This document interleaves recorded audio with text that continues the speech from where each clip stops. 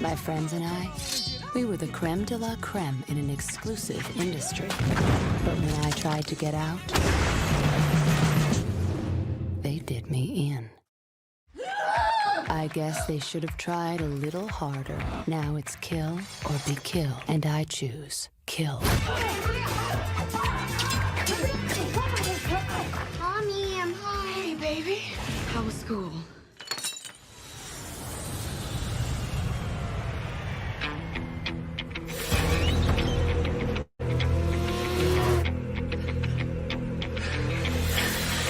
Well, it's your baby.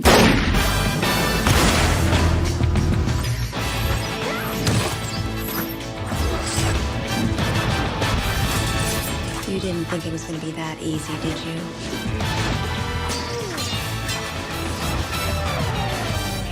Yeah, I kinda did. Silly rabbit.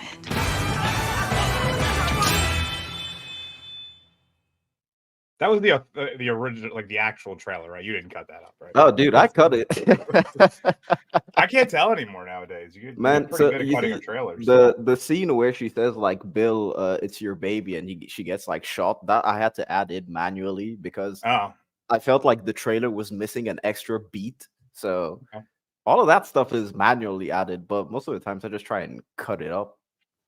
No, But yeah, I mean, it honestly a lot of times, like that was like the golden age of trailers. Like that Oh, was dude. now they're getting almost too revealing. Like you don't even have to see the movie half the time anymore. Well, it's weird because I feel like there was a time where you check the 80s trailers and stuff, they used to tell you everything about the movie from A to Z. And then Mhm. after that, you got to that sweet spot in the early 2000s where they didn't show too much. And now we're just back to the point where they show you a lot and they have a mini 5-second trailer before the trailer. It's Yeah. like, yeah, this sucks.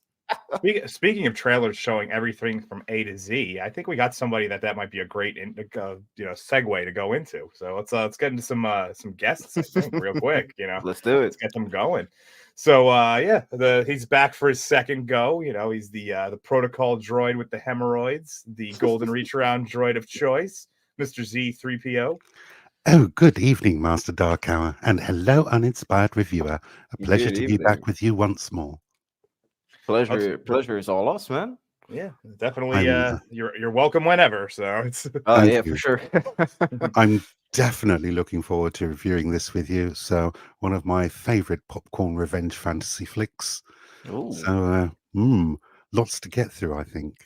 Oh yeah, there will be. Lots of fights to analyze, lots of nice color palettes to look at.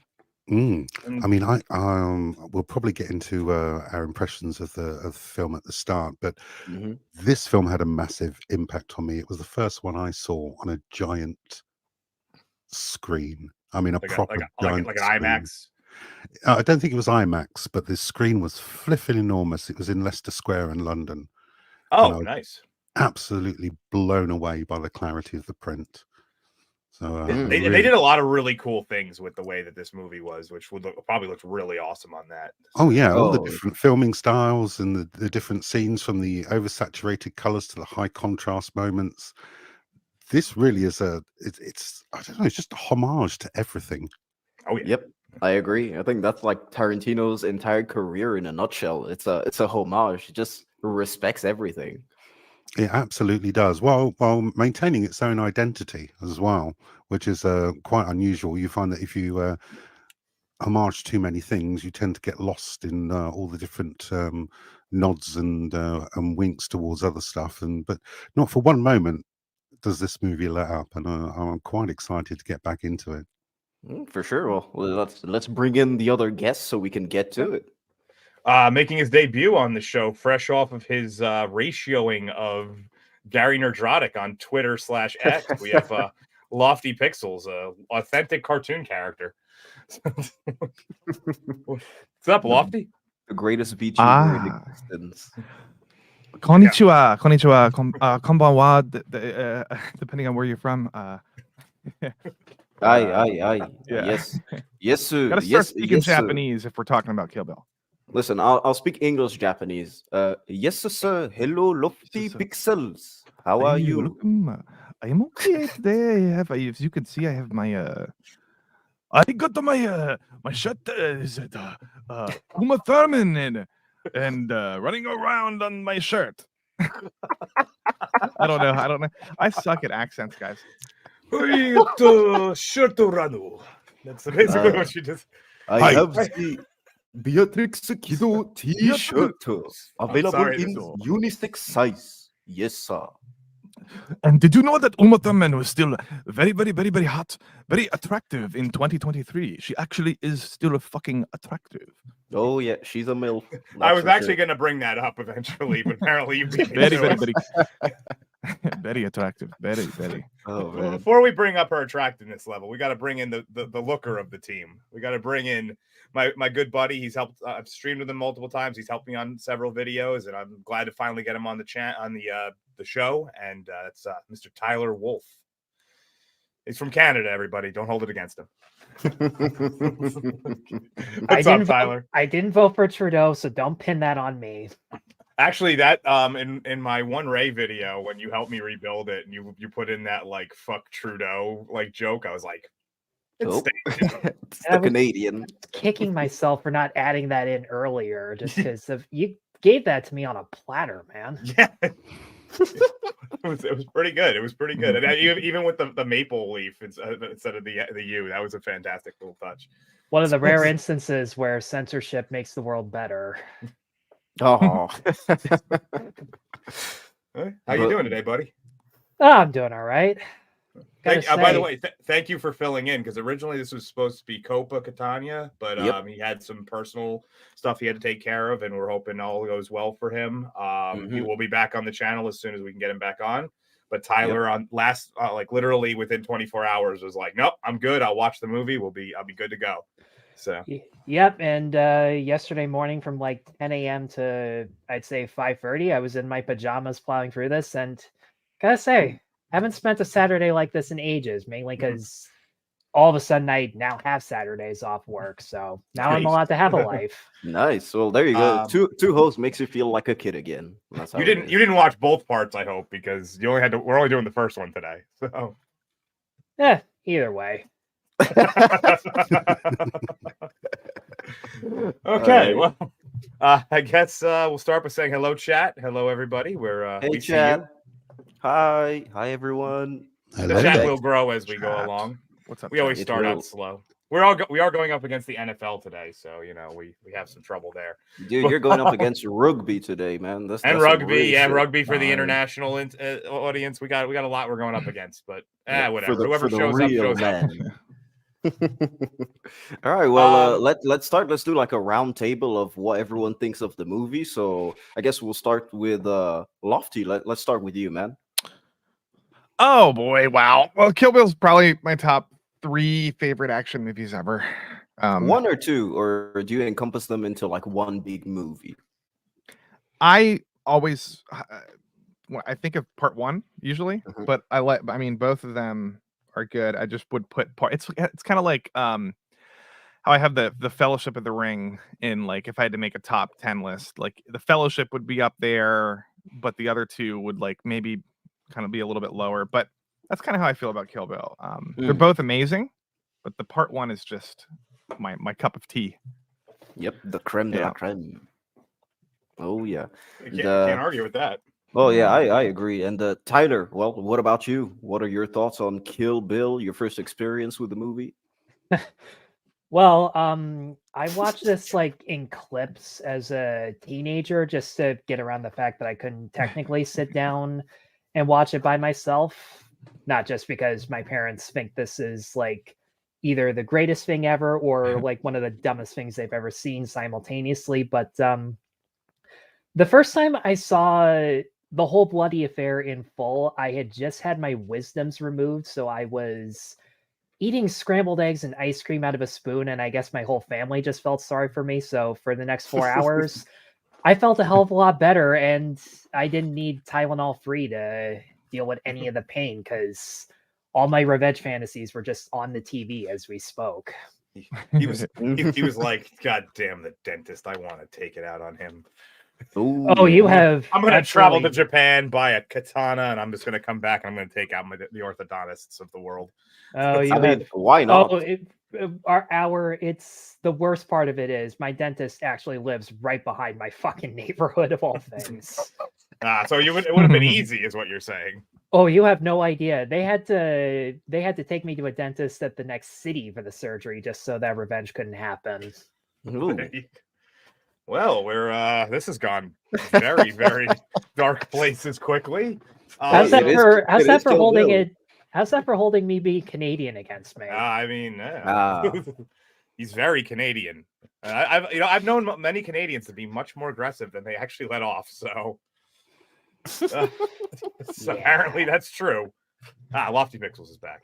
I'm back. He's back. He didn't change his shirt, just the background. My background got the crazy 88 behind me. Yes, Oh. sir. So I guess we'll move on to Z before Tyler murders us all, and we'll just go from there. I Z, think this what was is it? my second favorite Tarantino film next to Pulp Fiction, Ooh. which I could watch over and over again without any issues at all.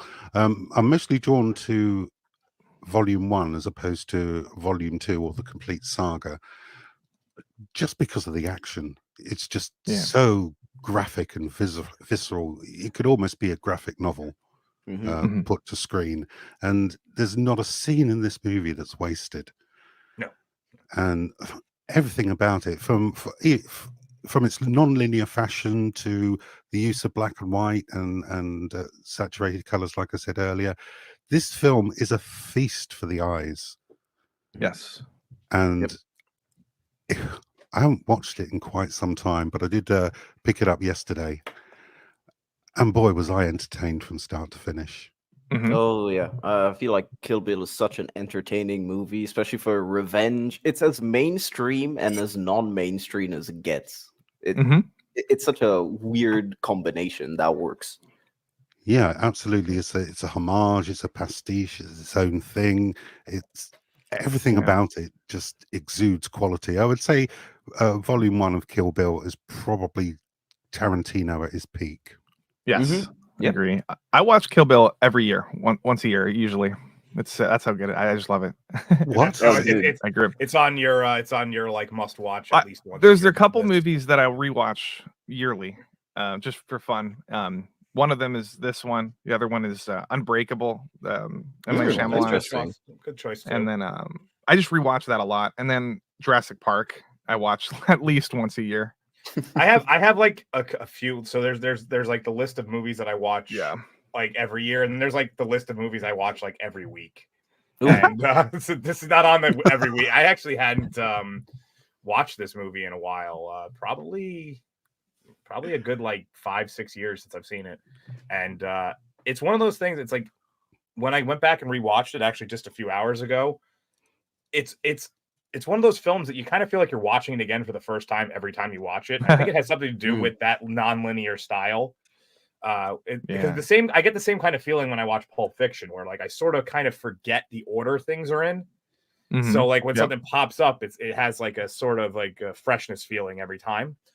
And also like 100% agree with Z that the different styles that they used out from the like the black and white, which I'm fairly certain was just put in for to not get an NC-17 rating.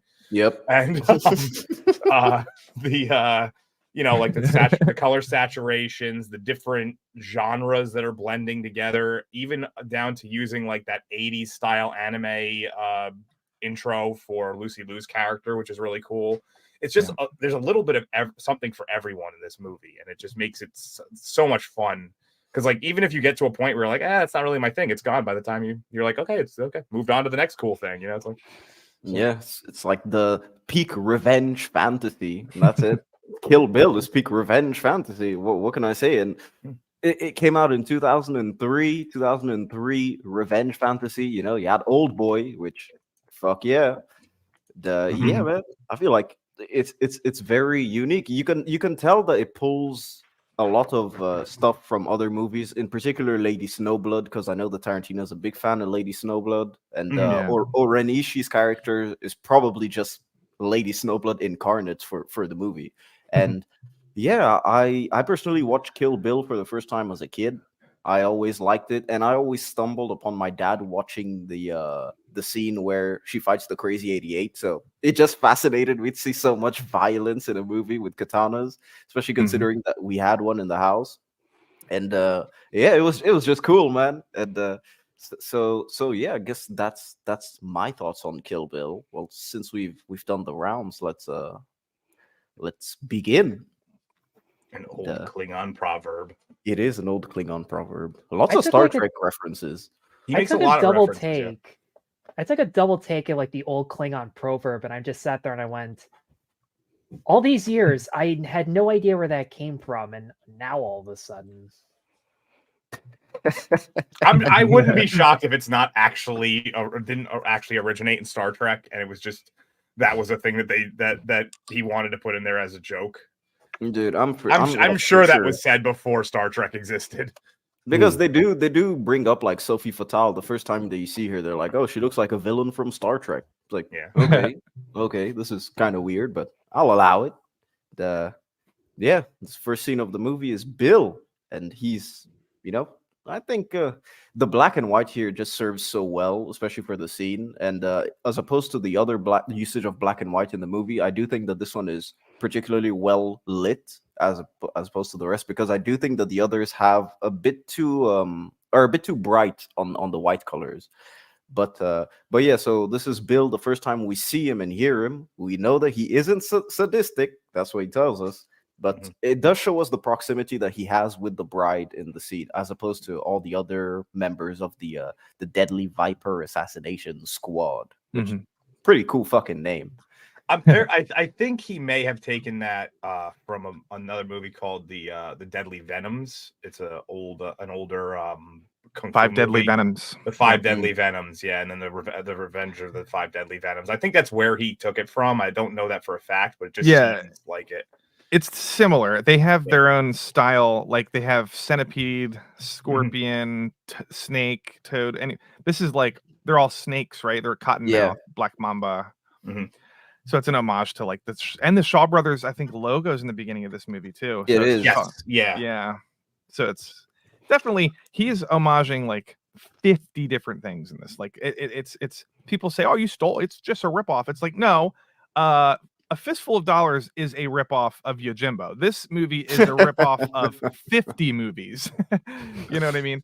It's like a collage, sort of. You know what I mean? Oh yeah, for sure. But, I agree with you. But yeah, man, you're probably the first person I've ever heard say that Fistful of Dollars is a copy of Yojimbo. Well, I don't like to use that word, but other people do. I just say homage because that's what it is. People say it's a ripoff. It's like no, everything's a ripoff. Like no, I don't think that's a bad thing. You know, I think so too. I think as long as you change the story enough, because at the end it gets to the point where it's like every movie is just another rendition of a different movie that you know of. That's right? it. Like how Joker is sort of that was one of the complaints. Is like it's a ripoff of the King of Comedy. King of Comedy, yeah. It's really not. It's very similar to Taxi Driver and King of Comedy, but it's an homage to both of them, and it's also totally different. Like that character Joker is a unique character. Even in the Joker canon, he's that version is a unique version of Joker. But not to mention, and I've seen, and when I saw Joker 3 times in theaters, I never bothered to see King of Comedy or rewatch Taxi Driver, and I can honestly say, you don't even need to see the ones that Todd Phillips was inspired by in order to enjoy them. Right. Yep. So, I mean, they probably put you on a list, Tyler, for watching Joker 3 times in theaters, but you know, a list, the list of people who may assault their dentists. Oh, the kill list. I guess this stream is more evidence for them, you know, for the Canadian government to get rid of Tyler. They're too busy walking around in high heels in their like the men are too busy walking around high heels in their parliament to worry about Tyler. Blackface, so you know, and so she gets shot after telling Bill that it's his baby, which, man, I really think that this is great as a cold opening to a movie. Just it gives you a lot while doing little. And the fourth film by Quentin Tarantino, Kill Bill Volume 1.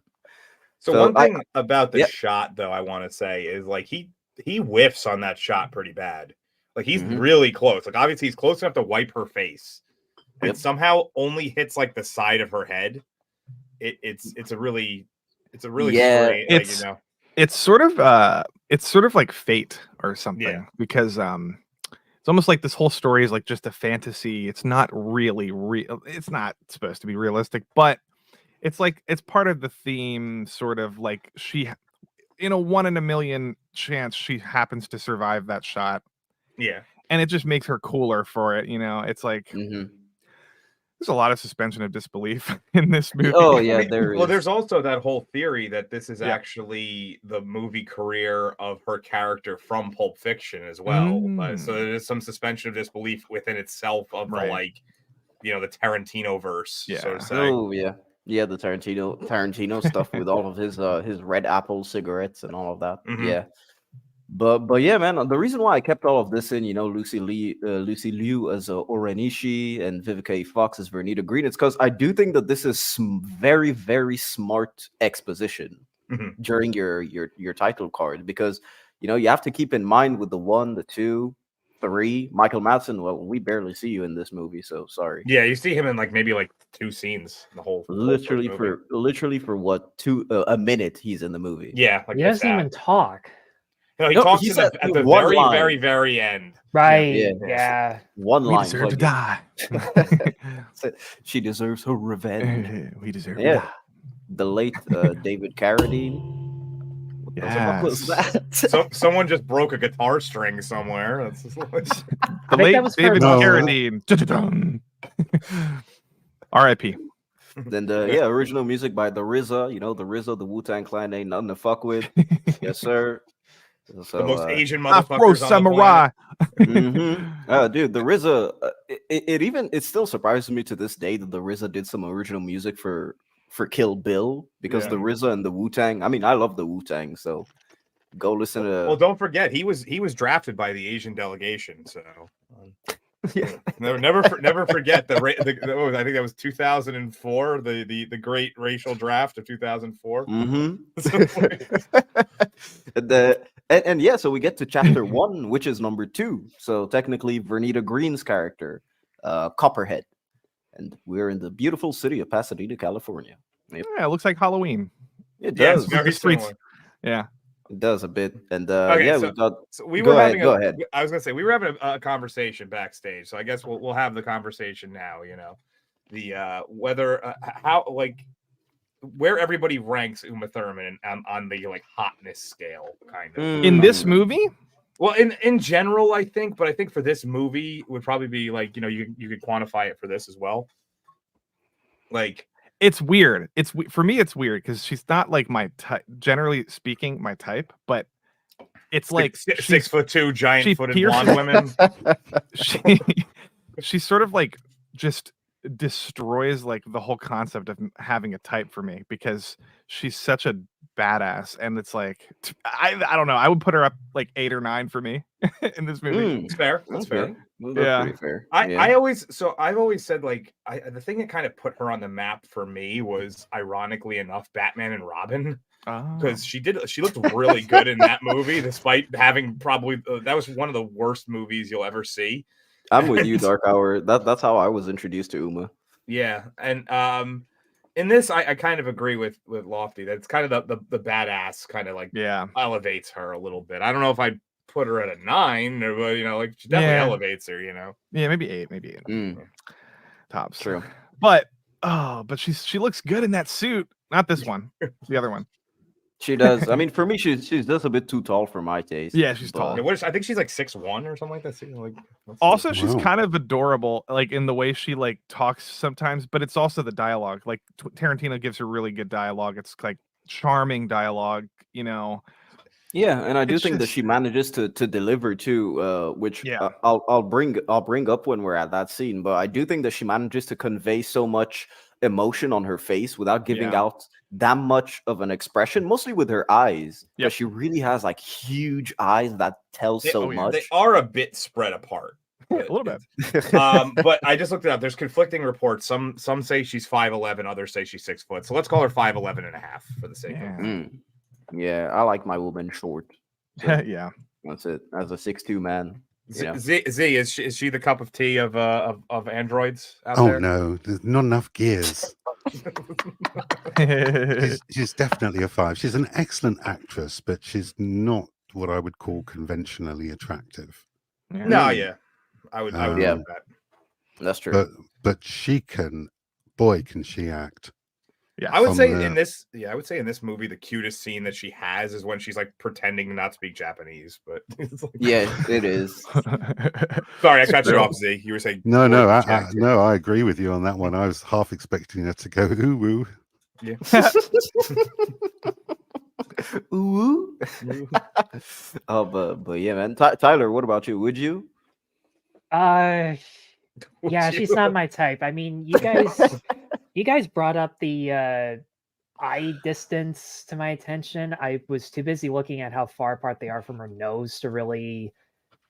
Yeah, I prefer her with the Pulp Fiction wig and the lipstick on, just because there's like an intentional move to make her attractive, and where there's that like tension for Vincent to not do anything that can get him whacked the very next day. So So you like brunettes, is what I'm hearing. That's what I understand.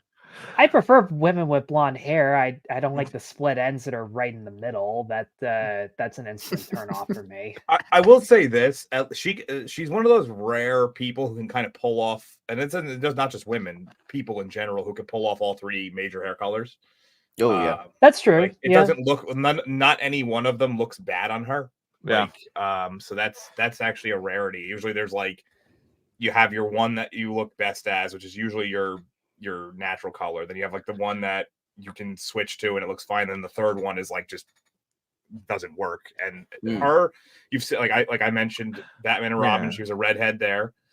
She looked good there. You know, here she doesn't look bad as blonde. And you know, Tyler just mentioned her with the dark wig or whatever. Or I don't know if that was her hair dye. Another.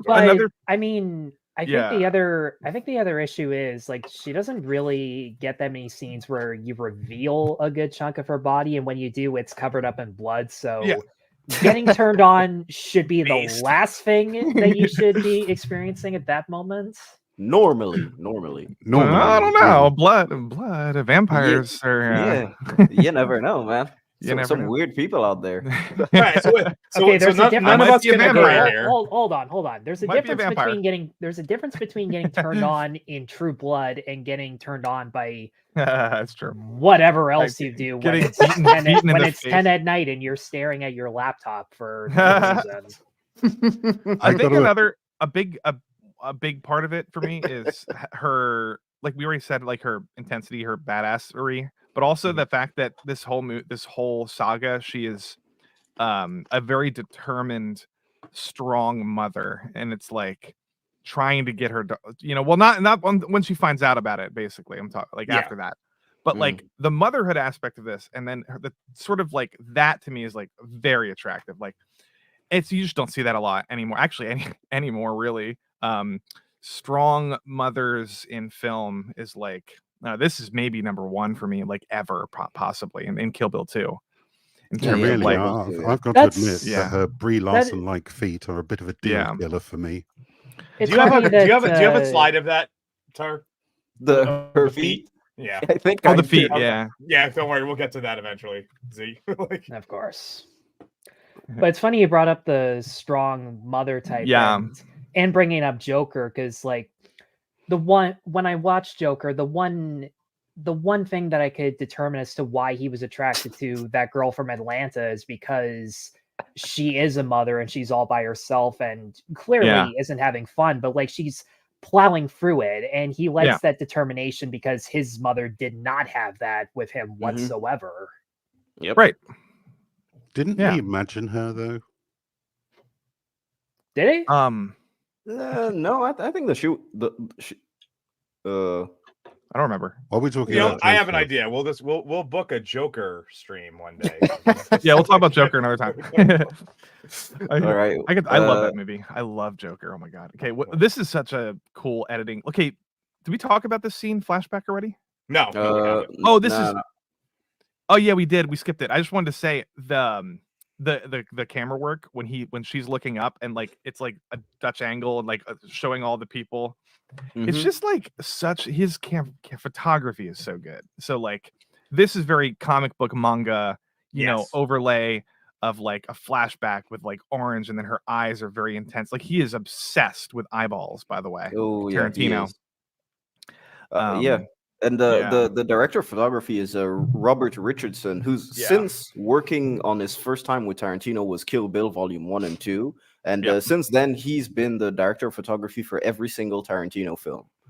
Hateful Eight has some of his best cinematography ever. Oh Yep. yeah, I Yep. adore The Hateful Eight. It's probably one of my second favorite Tarantino film, easily. This is- Wow, that's This is Oh, probably yeah. the Hot best take. usage. This is probably the best usage of the Dutch angle I've ever seen. By the way, yeah. because she yeah. wouldn't be able to move her head, so she'd be looking angled off at people. So it's Yeah. of all the times I've ever seen it like applied to a scene, this Yeah. is probably the most like accurate it's- usage. Like it's And it's stylish. It's homaging sort of that Shaw Brothers style. It's very comic booky. It fits the movie. Sometimes when you see a Dutch angle, and it's like, why in a random like movie that doesn't make any sense for it to have that kind of style. Yeah, for sure. I mean, but yeah, I feel like Tarantino's style is just 100% here from everything. I do think that the sound design is, for me, the number one thing in this movie, in addition to the cinematography. I just think that it's so creative and stupid, but I like it because it works. Yeah. But yeah, well, let me play the first clip, and it's time for a bit of violence.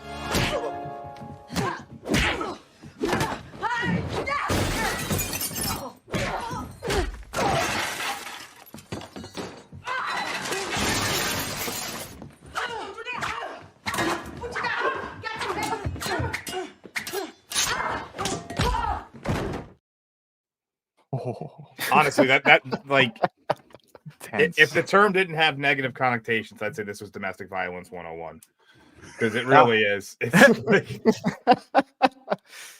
well, you do know what they say about domestic violence statistics and same-sex couples. so one thing, the one thing, and I've always had trouble kind of justifying in my head.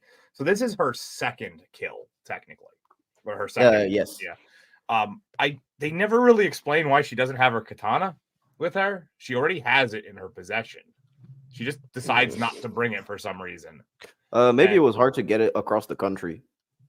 I mean, they showed her like basically on a plane with it, like just flying, holding it. So yeah, but is she not flying from Japan to Japan already? Yeah, she's going from Okinawa to Tokyo. Yeah, so okay. I mean, I guess you could justify that she had trouble with customs or something. Yeah, I could imagine that.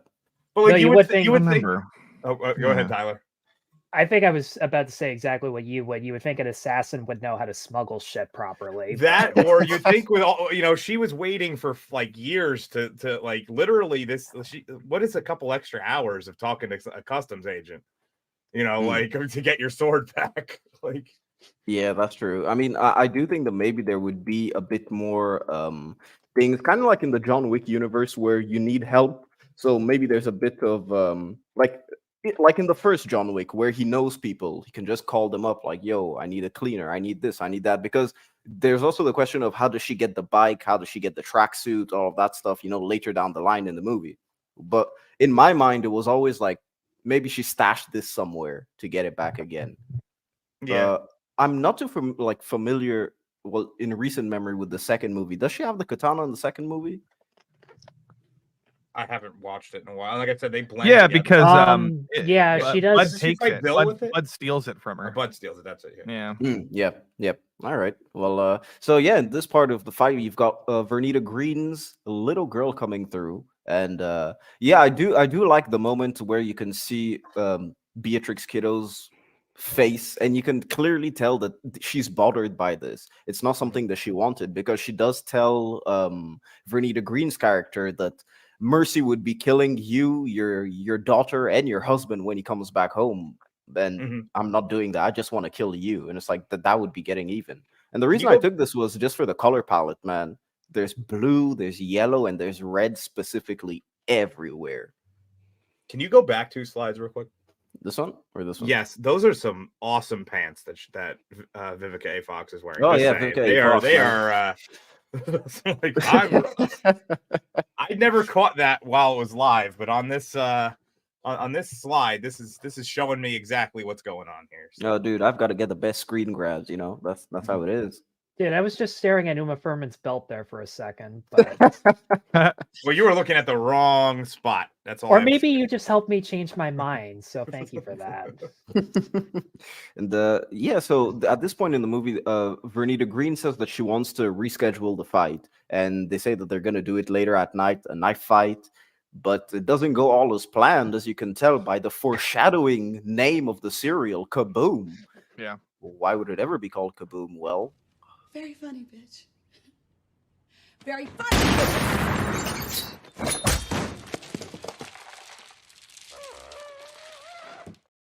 Oh my god! I didn't expect that to pop out of the YouTube. Kaboom. I mean, who doesn't keep guns in their cereal boxes? I mean, yeah, man. I mean, clearly it's America. That's just a prize in your cereal box. in Yeah, but America. it is California, so I don't think that they No need to rub it in. Well, that's a very stylistic, like sort of blaxploitation genre thing. You know, saying kaboom. She said it right before she shot.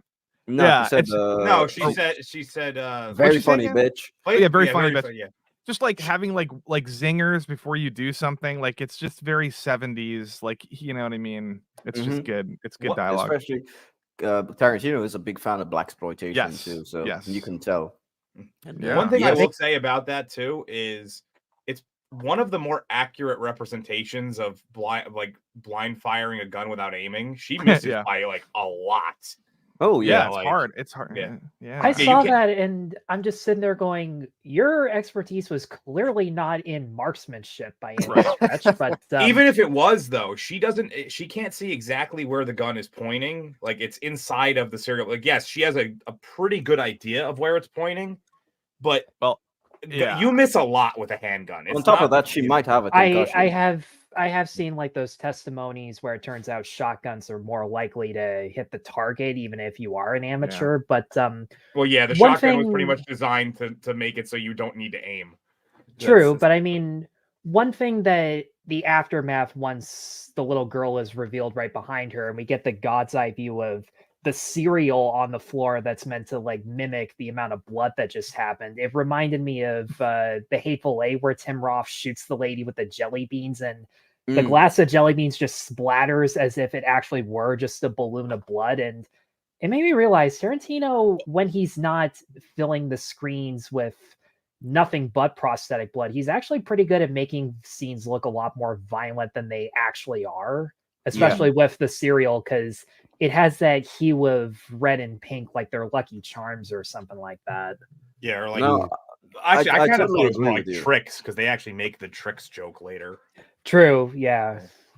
I mean, yeah, her name have is you also Beatrix. watched the uncensored version of this? I've seen parts of the uncensored version, just not like not this recently. section. No, I watched the uncensored version a little while back. It must have been about 3 years ago. And I actually prefer this one. It leaves a lot more to the imagination. So, in What- the uncensored version, is there the scene, you know, when she bites off the guy's lip in the hospital? Is that fully there or is it cut out? I think it's fully there. I can't recall. It was 3 years ago. But the whole Crazy 88 fight is no longer in black and white, and it is quite visceral. But I actually prefer the black and white version as opposed to that. I think it just adds to the aesthetic of the film and the different styles that Tarantino's used throughout. I mean, right from the start of this movie, you didn't do the slide, but even the feature presentation thing right at the beginning, takes me right back to watching movies in the cinema in the 70s. Yeah. Where they have like 4 different corners and they just come together. Yeah, yeah. I mean, maybe I'm just too old to remember that. No, that's fine. I mean, I got the exact same feeling. And while we're looking at this exact slide, before I forget, there are either callbacks from previous Tarantino movies or stuff that he does in his later filmography. Yeah. They're called back, and Uma Thurman when she's talking to Vernita, does the square from Pulp Fiction, and even says it this time. Yeah, she says we'll be square. That's when she says that she's gonna kill everyone, her husband and her kid. Then they'll be square. Yeah, The only thing that's missing was for the square to actually be on the screen this time. yeah, like a Scott Pilgrim type thing. In Pulp Fiction, she says, "Don't be a square," as in like a. Well, she a weird, says, "Don't like a be," normie. and then the square just magically pops up out of nowhere. It's definitely Tarantino is one of all the directors / writers that I've ever seen.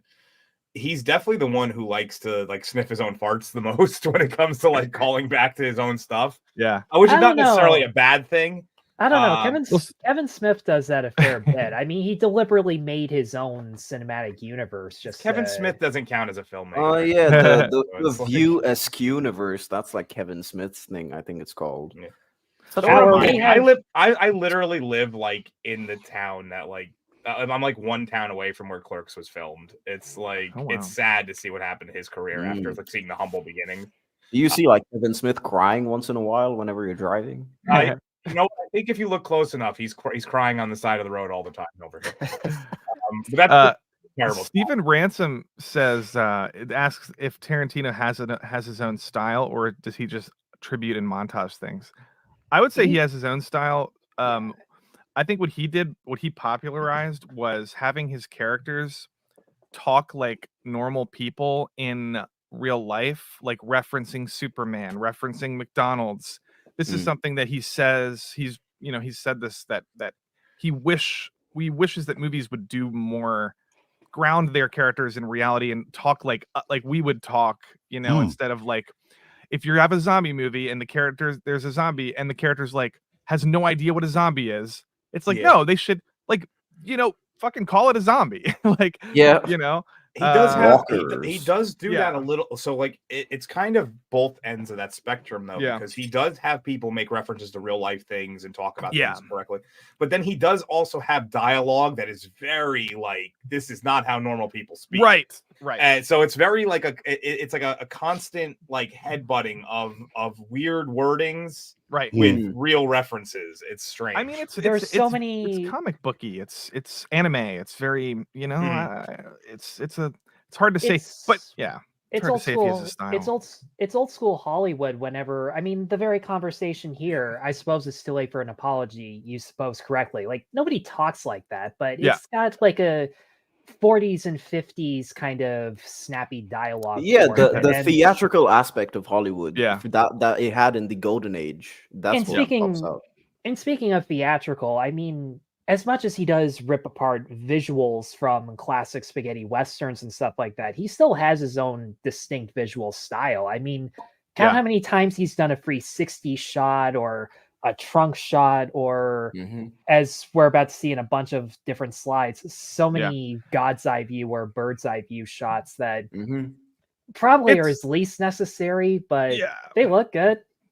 But he's also a film scholar, and he knows every shot that he's probably ever done. He's like, I've seen that before in a John Ford movie. Or so to say that, you could also say that Villeneuve doesn't have his own style, although, because Denis Villeneuve is heavily inspired by like European new wave directors and art filmmakers like Tarkovsky and Bergman, but like he has his own style. Like everybody incorporates like 10-20% of other people's stuff, and then they have their own thing, and I don't know, it's hard. It's a hard conversation to really no. I would say that Tarantino has his own style, even if it is even if part of it is borrowing from it's a unique blend of things he's borrowing.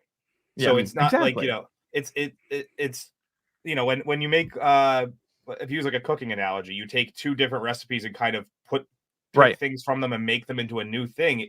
You've still invented something new. Yeah, it's just you had to borrow from two other recipes, which is so that's even if that's his style of and it's a skill to be able to pick things that are from totally different genres and be like, these will blend well. Like that's a right skill. Like that does give me like the perfect. I don't know if anybody here watches Food Network or has ever heard of a chef named Michael Voltaggio. I would consider him like Food. I would consider him like Food Network's Tarantino, because he's always nothing he makes on any of those shows is something you've seen before, and that's the Right. beauty of it. And it makes you respect him a hell of a lot more for his craft, especially because you're just looking at the food. You're not tasting it. For all you know, it might not even be your cup of tea, but you can at least appreciate the damn thing. Yeah. Mhm. No, And I Spielberg agree. is another one who borrows a lot from like early serials, like Raiders of the Lost Ark is the perfect example because it's basically just, you know, an 80s version of like a 50s serial action, series. But he infuses like his like personal like optimism. Like every Spielberg movie has like this optimistic kind of tone to it. Yes. And then his characters are very charming, and he's like his casting is different than, so I don't know, there's just like his own little personalities that like sprinkled on top of like a genre like formula or something. Yeah. No, I But- totally agree. I think that Tarantino is his own thing because Yeah. when you look at a Tarantino film, you can instantly recognize that it is a Tarantino film. Right. And yeah, like I think that's one of the biggest, most important factors of this is that when you see this film, you know, because I mean, especially the dialogue, that's something that's been a staple of Tarantino nowadays. It's like the Tarantino dialogue, and everyone tries to get that in their movies sometimes, but just they don't manage to make it work for as long as he can, you know. Yeah. And That's true. yeah, Inglorious Bastards and Pulp Fiction are probably the best examples that you can do of Tarantino dialogue. Even The Hateful Eight, because that one's full dialogue until just the end where it becomes action. Yeah. And, Oh yeah. So then after that we've got Vernita Green is dead, everybody. That's it. Vivica A. Fox is out of the movie, and her kid is there. And the kid was for a long time it was speculated that she would be Tarantino's last movie. It would be Kill Bill 3 with the Yeah. kid going to hunt down Uma Thurman, but I guess that's never happening. Unfortunately, it could be a television series still. There's still hope because he said he's going to make television after his final movie. That's a really good idea because then you could pit her daughter against Right. the bride's daughter. Yep. Yes, because her daughter is Maya Hawke in real life. Yeah. And Maya Hawke is of the age where she could easily pull off whatever that, would be, I think. Yeah, she's And in that her would be early awesome. 20s. She could do it for sure. I think she's a And, decent actress. Oh yeah, she Stranger is a Things. decent I actress. thought you I were. like her. I thought you guys Yeah. were gonna say like bring the original BB back because ironically, the Oh. girl that does play the bride's daughter was actually in Once Upon a Time in Hollywood for not even 30 seconds. She's the one that gives Brad Pitt the acid cigarette, and when I looked that up, I just sat there and went, "Damn, you grew up." Oh. Yeah, Okay. You grew Yeah. up. You grew up. That's wild. Hey, Wait I a didn't- minute. You I didn't just didn't stay realize- the same age forever? What I'm saying is, I looked this up. It turns out I'm only a year older than that kid. So wow. Oh damn. yeah, and honestly, I didn't look like that when that movie came out. So maybe she just Damn. looked younger for her age. I'm not entirely sure, but Yeah, Hollywood considering magic. after all those years, she worked with him again just for that one little part, it's completely possible. Yeah, I mean, considering That- they if stayed in she's a good contact. actor. If she's a good actor. I don't want like Maya just to because she has like what's the word for getting a job because you're related to Nepo somebody. baby? Nepotism. Nepotism. Yeah. Mhm. But I think she's a good actress. So, and dude, I also can't. looks a lot like her mother, so it actually does. could, like, Yeah, and isn't it Ethan Hawke? Is that where it's? Yes. It's Ethan. Yeah, Yeah. Ethan Hawke. Ethan Hawke actually had a really weird quote about because like he's like into directing now. Yeah. And he was like, I'd have no problem directing my daughter in a graphic sex scene. And I was Oh like, God, that's wild. okay. That's Okay. wild. That was one of many TIFF movies that I did not see that year. Although the The fact that graphic sex scene that he was filming, I'm not even sure which one you're referring to. he did First direct. Reformed? He did direct her in a what was it? Not Sinead O'Connor, Flannery O'Connor biopic or something Oh, like that. yeah. So Okay. that wasn't completely out of the ordinary. And I found out that he had to cancel his flight plans for whatever reason and took a bus all the way over here. And because yeah, it's Wildcat. Ethan Hawke, absolutely nobody knew who he was on the bus. So That's, Yeah. I mean, that pretty much sums up his career. So it's like, hey, it works out for him. yeah. Well, if Tarantino's going to do a TV series, let's have Fox Force 5. Yeah. I mean that's the one I think everybody wants. Unfortunately, though, it's like I have a feeling that most of the if the actor because I think this was originally like the thing that they were like talking about, and it like, got changed around essentially. I'm not sure if he would want to reuse the same actors, but a lot of them are probably aged out of the parts now. But because he would want to use Uma Thurman, so obviously, Yeah, that is true. But with digital de-aging nowadays, who knows? yeah, that's the thing too. But I doubt Tarantino would use digital de-aging. He would just think figure he'd out real recreate. de-aging. I'm not convinced he's used a single digital effect at this point. What did you say? No, Z? he uses. Z, I mean, what did you just say? I don't think I said anything. Oh, I thought you said like he'd recast or something. Oh yes, he'd probably recast. Have it told as a retrospective. Yeah, he'd probably do something like what Mike Flanagan does, just grabbing actors that kind of look like the characters, like what he did in Doctor Sleep for Shelley Duvall's character and the kid. But yeah. And for Jack Nicholson, which and for Jack Nicholson too, which might have been one of the creepiest things in that movie. So moving on, you've got Beatrix Kiddo that leaves in the Pussy Wagon, and we finally see the Death List 5. O-Ren Ishii, number 1. Vernita Green is being lined out, so she's dead, as we saw. One line I love from Vernita Green is when she's complaining that she wasn't Black Mamba, because it's know that's a thing that the entire audience was thinking at that exact moment. Like, wait a minute, there was one of the assassins was black, and she didn't get the Black Mamba name, and then it's like as soon as you think of that, it's like they hit you with the line. So that's really good writing. Yeah, like in the same scene, the bride says, Bill said you were one of the best ladies he's ever seen with an edged weapon. Mm-hmm. And then she tries to shoot her and fails. Yep. Oh man, it's good because it gives you tiny things of exposition like this, and it works well because it just flows into the scene. And that's the good thing I think is about Kill Bill, is the exposition and the way that it's handled. I just think that's incredibly well done in little bits and pieces, which increases the rewatchability factor. And so at this point we're at chapter 2, The Blood Splattered Bride. And 4 years and 6 months earlier in the city of El Paso, Texas. Man, what a gruesome scene. It kind of looks like a painting from the Renaissance, which I like. I really, really like.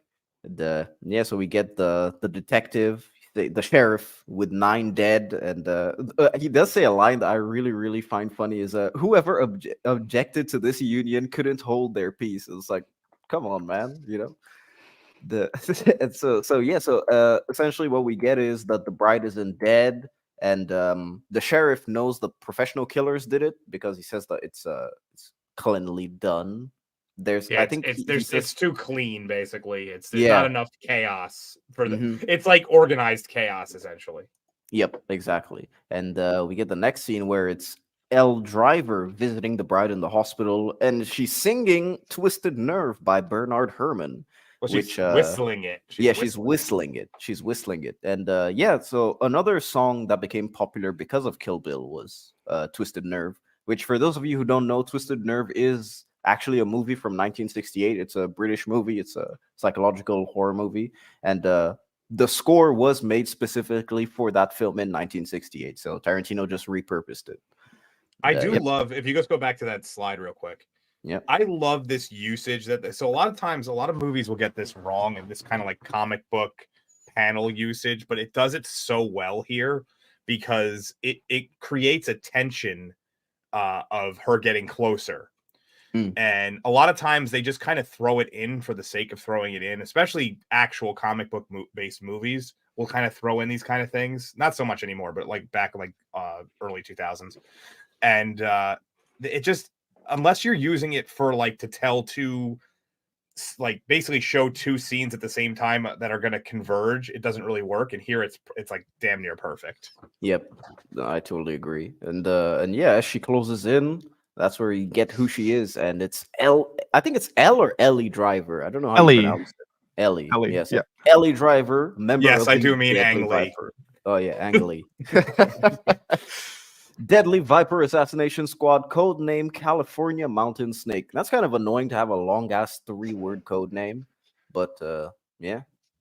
And at this point, she's about to inject poison and give Uma Thurman the courtesy of dying in her sleep, which is a courtesy that not a lot of people in their line of employment get to receive. But she's called by David Carradine, aka Big Man Bill. And Bill's just out here looking sexy in the sunlight, to be honest with you. She's just chilling, talking on the phone, and holding his sword in a very phallic way. Yeah, really just possibly considering some autoerotic asphyxiation going on with this situation. So. Well, it wouldn't have been if he actually had that sword unsheathed, but hey, with David Carradine, you never know, man. You never know. Yeah. And so Bill basically just says one of the core aspects that Lofty had brought up at the beginning was that she did survive, and so the fact that she did survive just means that it's like a godsend. She must be a chosen one. This is actually a good point. I did not know this. The California mountain snakes eat other snakes, because it kind of is implied that she's kind of like the cleaner of the, like, she's the one who ties up the loose ends, which may imply that she's had, it's part of her job description to take care of the other assassins. So that actually might be the reason why it was chosen. And she technically does that to someone else in the sequel without the bride having to do that. Yeah, true. So that might have been why that name was given to her, because it's part of her job description to go and essentially eat the other snakes, so to say. I just love that Tarantino is so devoted to the exploitation vibe that he just had to have Ellie with the eye patch as a nurse, because, you know... yeah. All assassins have their disguises to fit their public persona or whatever the hell. It is funny too, because like she walks a pretty decent distance down the hallway in this essentially like, you know, porno style like nurse's outfit with an eye patch on, and nobody questions it. That's not how nurses would be dressing at this point in like I mean, there'd have to be people in the hospital for anyone to question that, but like it's a very understaffed hospital, that's for damn sure. Very understaffed. To be fair, this hospital is a fetish hospital. Yeah, apparently. So. Yeah, I mean, they literally, no one questions why there's a guy who arrives as an orderly and he shows up in the Pussy Wagon. So you know, and then they put him in charge of the comatose Jane Does. That's probably a pretty bad idea. I think because he was wearing a cross that just let everybody in. Yeah. They were just like, yeah, he's clearly a man of God. Listen, it's Buck, and he likes to fuck. Okay. I can't wait to talk about that. Put some respect on his name, man. God damn it. No, put it on here. Oh yeah, sure. You got to put it on there. 4 years later, after Elle, I'll just say Elle because fuck it. And after Elle just says, "Don't wake up, bitch." Yep. 4 years later, she wakes up, and at this point, she does realize that she has a metal plate in her head, which they don't really bring up again. I think in the first movie, which I find a bit weird. You know, you could have done something interesting with that. But I do love this scene because the way that she grieves her baby is so powerful, especially after you put it into context of Kill Bill Volume 2. And I just think Uma Thurman's performance here is top notch, 10 out of 10. Oh, no, yeah, she does a fantastic job. Yep. And it's Buck, and he likes to fuck. Who here has seen the censored version? Like the one they would put on like network television? Yeah, I have it. Probably what I saw yesterday. It might be one of the worst, funniest censorship jobs of all time. So they changed it to "My name's Buck and I'm here to party." Oh, okay. No, I haven't. I tried to I'm here find to it on party. YouTube, but the only one I could find was a very poorly recorded, like someone literally recorded another television.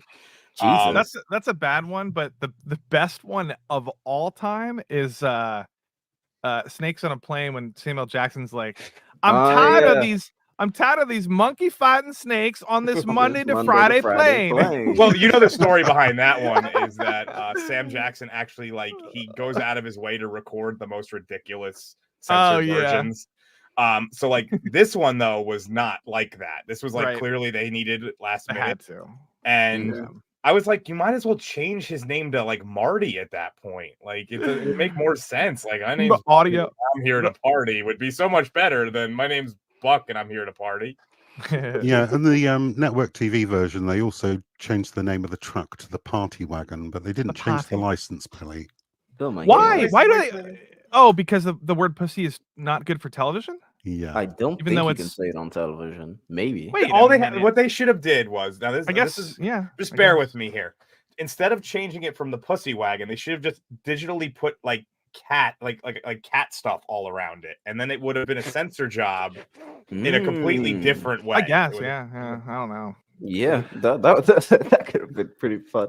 But yeah, man, Buck who likes to fuck. I did take a clip. This is probably one of the only dialogue clips that I took. So let me just play Air it. plumbing down there don't work no more, so feel free to come in there all you want. Keep the noise down. Try not to make a mess. I'll be back in 20. Oh shit! Sometimes this chick's cooch can get drier than a bucket of sand. If she dry, you just lube up with this and you'll be good to go. Oh my God. That's the These grossest poor guy- looking. Yeah, that's the grossest looking Vaseline I've ever seen. Might I add? Yeah. Can you imagine? Like, I feel bad for the actors. They had to like. They're known for this now. It's true. Well, like- yeah. the guy on the left is the dude who's in like every Adam Sandler movie ever. Oh yeah. Yeah, he's always that tall, weird guy that there is yeah. in the Sandler movies. Yeah. Most of the time he's cross-eyed or something in the Sandler. Yeah, movies. he does a Yeah. really he plays a really good like weirdo basically. So he's done He's the cross-eyed. He dude- was the one who ran like he was like I think it was in what the hell was he in? He was one of the rockers, like the ones who were happy to go to hell in yeah. Little Nicky. He was in Waterboy. He was like the linebacker who like. Why have you seen Little Nicky? Just why? I didn't say it was a great movie. I just have seen it. So like Yeah, but it's an Adam Sandler movie. We know it's not great already. Look, by that point, you didn't know that yet. That was like when he was coming out of like the good movies era. You gotta experience the bad to understand it's bad. Look, I have a Grown Ups DVD, so I'm not really one to judge either. And that's probably the cross-eyed guy from Grown Ups who probably had one of the best laughs. Okay, yeah, I wouldn't recognize him because he didn't have a hat in that movie. Ah, yes, No. the old hat to blend in. This could actually be a good 90s white rapper album cover, to be honest. Buck likes to fuck. Boom. Volume 1. Yeah. Oh yeah. And, yeah. So. Oh no. Oh, Nice segue on Inspired. And so yeah, he gets bitten. I would say, and I do appreciate the fact that they cut out and you don't see his tongue rip or anything like that. That's his lip. His lip. Yeah, his lip, and I just think that it's good because it doesn't make the violence. It just makes the violence more visceral when you can imagine what happened, especially for something like this. Yeah. definitely. And yeah, so she takes care of him, and then Buck just pops in, and he gets the pet cemetery treatment, as I like to call it. Oh, please tell me you don't have that. Oh no! Okay, I can't handle that. I saw that once in Pet Cemetery. It killed me. That's like my word. That's like the injury that I'm most like afraid of in life is Achilles being blown out. Like it's.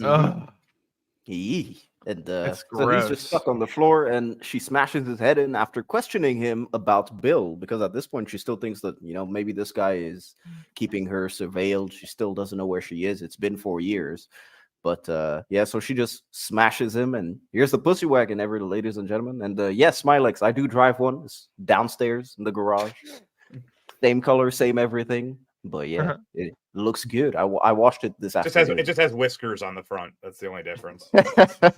The sad thing is, I've seen like a vehicle. I've heard of a vehicle that had an even more phallic name than Pussy Wagon. Oddly enough. Oh my god! So There what was is it, this. the Dick Van. What the The Dick Hear Mobile. me out on this. There's an anime called Baccano that is very much a Tarantino anime where it's out of order. There are mobsters, everything like that, and tons of Tarantino-esque dialogue. Yeah. Better Tarantino dialogue than Guy Ritchie, but most of the show takes place on this train that they consistently keep calling the Flying Pussyfoot. Speaking of feet, Which I found pussy feet. There you go. And That was the well sad thing- timed. And the sad thing is, I think pussyfoot is an actual word for something. I just Right. Well, it's like It is. pussyfoot around is like to, be wishy-washy on stuff. Yeah. Pussyfoot, Yeah. verb, act in a cautious or non-committal way. Okay, Yeah. yeah, that is perfect. Yeah. Yeah. The shaggin' wagon. Yeah, the shaggin' wagon. Yeah. Yeah, that's kind of what I'm envisioning as like what they could have done for the censor job, to just like have an action like the shaggin' wagon, but instead of a dog, it's a cat, and then you can call it the pussy wagon all you want. No one would even True. bat an eye. I'm kind of surprised that Tarantino didn't do a North by Northwest and have the pussy wagon go under a tunnel, but So technically, it's not the vehicle owned by the guy who has to pay to have sex with an unconscious one. It's Buck's vehicle. Yeah, it's the pimp's vehicle. Right. Yeah. The pimp. Yep, and technically it's Tarantino's vehicle now. I think that he has it. He keeps. I'm not shocked by that. He has the original one with the keys and everything. Yeah, Appian was telling me this on Friday, and yeah. So at this point, we've got the wiggle your big toe, man. And the one thing that I do think is weird is that, as we were saying before, it seems as if the hospital is completely empty. So I am surprised that no one has found out that she's missing, or anyone who's been alerted whatsoever. Whether it's 13 hours too. They specifically say for 13. Nobody finds the two dead bodies. Yeah, especially one that's like in the door as well. So yeah, I don't know. It's kind of weird. I wonder if the nurses are all in on it, and they're like, "Don't go down that wing," because they are doing weird things. Yeah, maybe actually. That's Buck's. I can't even think of a good word for it, but that's where Buck does his stuff. It's Buck. Yeah, that's where Buck parties. Pimp Emporium. Buck's Pimp Emporium. That's what it is. I was about to say like a slogan, but nope, that'll get me demonetized. So we got the. Well, we're gonna remove it. We're gonna remove this from your channel eventually. You can just don't worry about it. Oh man, and so we get the flashback to the Deadly Viper assassination squad just before she wiggles her big toe, and we get the introduction of O-Ren Ishii and codename Cottonmouth and Lucy Liu. I'd give her 1. That's just me. But Lucy Liu still pretty much looks exactly like this to this day. Yeah, she hasn't aged a single bit. It is crazy. She's just become curvier. That's all. The only difference between her now and her then is like she used to be like really like a rail back then. Now she's like gained a little weight and became curvier, but her face has not aged a day. Yeah, she has mother-bearing hips, as they say. Yeah. So we get chapter 3, the origin of O-Ren. And man, this is where it goes full anime, giving us the entire story of O-Ren. By the age of 9, there was the death of her parents by the boss Matsumoto that she saw happen, in real time, which is very, very sad. And I'll just play the death of her father because I just think that it's so well animated. I mean, just look at the blood coming through. Beautiful. Absolutely gorgeous. And then she sees her mom get stabbed over the bed. I am happy that they didn't abuse her mother before just... they really imply that that's about to happen, and they don't do it. They kind of explain that in the fact that I forget his name, Matsumoto or whatever. He's a pedophile, so he wouldn't have actually been attracted to the mother. So. Yep, that is true. So then she manages to finally get revenge on him at the age of 11. So which is 2 years later, which again just participates to the fever dream aspect, because they don't really do anything to say that she was very capable at the age of 9. So just 2 years later, managing to do this, I do find that it's a bit weird. But hey, who am I to question beautiful animated violence? So yes, Sabine would have survived that. Why do we have 2 lofty pixels in the? What happened here? There's 2 of him in the. Did we lose the first one, and then now we have to? I'm guessing it's lofty and lofty. I see 1 lofty. Now I see 2 lofties. I don't know what's going on. You can. My computer giving me problems. I was I don't understand what's going on here. A tale of 2 lofties. Did we have the wrong person up until this point? You never know, man. That was my AI version. Ooh. We wouldn't have known. The real one. The lofty AI. Sorry, is your main competitor Quabblecop? That's what I understand. Now? No, it's Shadiversity. Shadiversity. Oh yeah, it's true. Here's actually a decent question. What does the panel think of the animation is a workaround for her age 11? So what do you mean by that? I would like a little clarification. Yeah, I have a feeling. Well, much I think like I how understand what the he's black and- saying, but I want to just double check if that's the question. Well, wait. You know what? Hold your thought. Let me play because I do have one clip of the animation, and then we can discuss about it.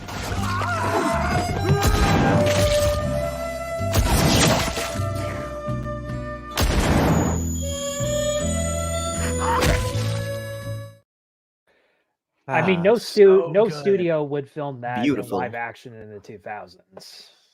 No, Yeah, no, yeah. especially with a child actress. I mean, even though it is all Right. fake when it's being filmed, it's got to be traumatic to see it, even if it's just squibs. Yeah, so I this is where I thought you were going with it. Yeah. Yeah, it probably was partially to avoid any kind of like Z was just saying, any kind of weird. But then again, if you look at who the producer on this movie was, it was Harvey That's what I was Weinstein. about to say too. He probably didn't give too much of a shit.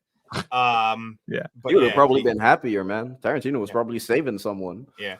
Yeah. I really think that he was just going for to try and just put as many genres and styles as he could.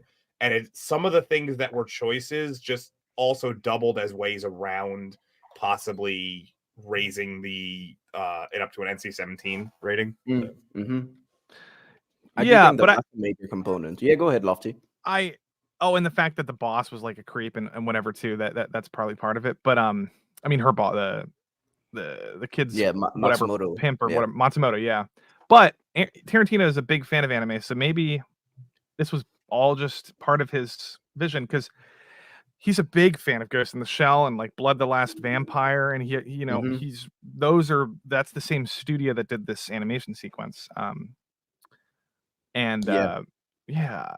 No, I think it's just like animation because he's a big fan of animation. I think it's as simple as that. I think that he wanted to make an anime style sequence, and in all of his movies, I think this would be the most fitting for one.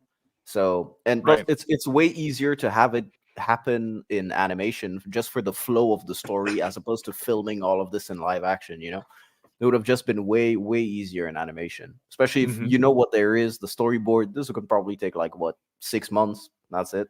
Not only that, I mean, some of the things that they did in the animation would have been really, even with like good special effects, would have been hard to pull off. That assassination of that guy with the sniper rifle. Yeah, and the legs flying off from the pistol, and like there's just certain things and the that, bullet POV.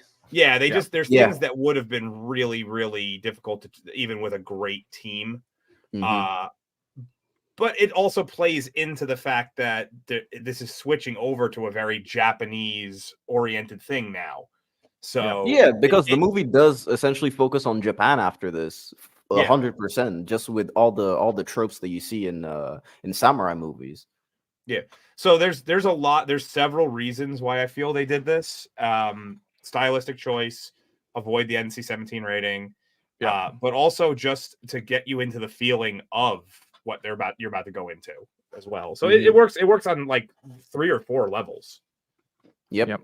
I agree. So at the age of, I think they say it's 20, she becomes basically the top assassin ever, and they do give a little glimpse of her part into the bride's assassination. And that's where we get the toes. And as we were saying, I do have similar toes to this. Mine are a bit more misshapen, but I have long toes, man. I'm telling you. And when he goes like this, they sprout claws. It's great. Yeah, like X-23. Sort of, yeah. It's kind of an X-23 sort of thing going on there. But 13 hours and no one seems to notice she's missing. It's just. Also, I don't know if 13 hours would have been enough to like get your body to undo atrophy. So this is something that I will defend the movie, because I do think that 13 hours seems a bit too much when you put it in context of she's supposed to be in a working hospital and no one's raised any questions. But I do think the 13 hours works really well Yes, they were. Ah, No, they got Lost. a Z professional just foot model. Z just shut down. He was just like, nope, turning it off. It's like that scene in Empire Strikes Back. My eyes are turned off. yeah, I understand that Tarantino's got a foot fetish, but I think as you've already pointed out, this scene is actually necessary. She's got 4.5 years of muscle atrophy Yep. due to being in a coma, and she spent 13 hours forcing her mind to reconnect to her limbs. Mm-hmm. I get Not- that. I'm saying I'm wondering if it's even enough. If that's actually enough time. No, I mean, realistically, it wouldn't be enough time. No. However, it does work in the movie because you know for a fact that if a movie was made today, they'd probably just have her instantaneously get up and walk from the coma. And Yeah. you'd just be like, what the fuck? At least this one puts in a lot of effort and makes the character do stuff that shows her determination, even while she doesn't have the use of her legs, you know, in regards to Buck and what happened with him. So just think it's more for the character, and this one manages to suspend my disbelief. You know? Mhm. Yeah. Yep. Yeah, so we head to Okinawa.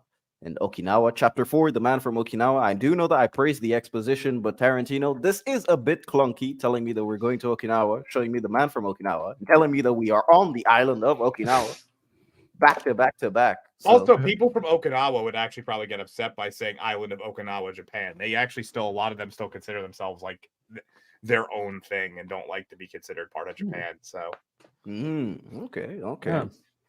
Yeah. So we finally meet the sushi master himself, Hattori Hanzo, and his lazy sidekick, which I really like the lazy sidekick as well. I just think that he was a good addition to show you the dynamic and who he really was, Hattori Hanzo.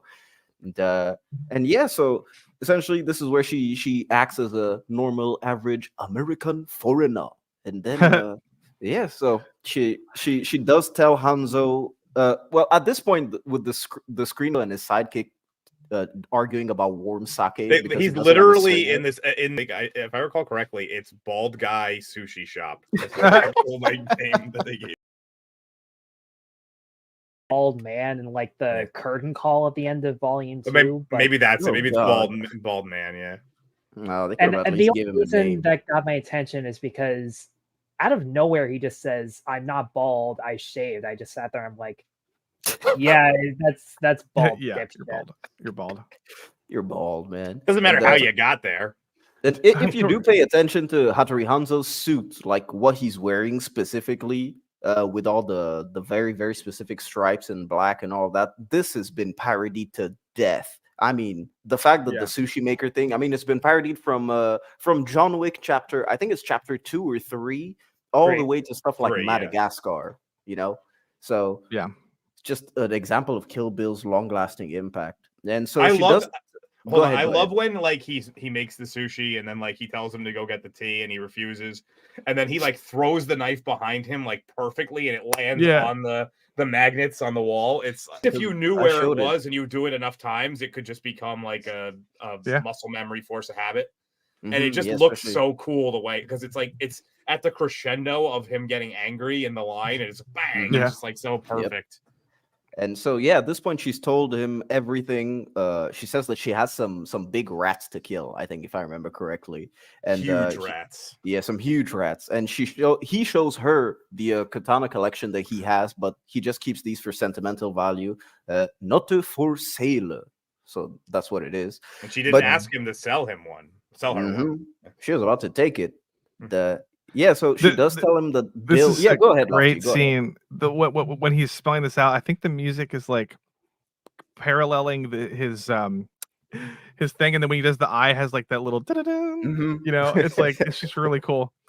Yeah, it is. And Hattori Hanzo is also based on a real person who worked who was a samurai ninja Tokugawa clan member. So he's in every second.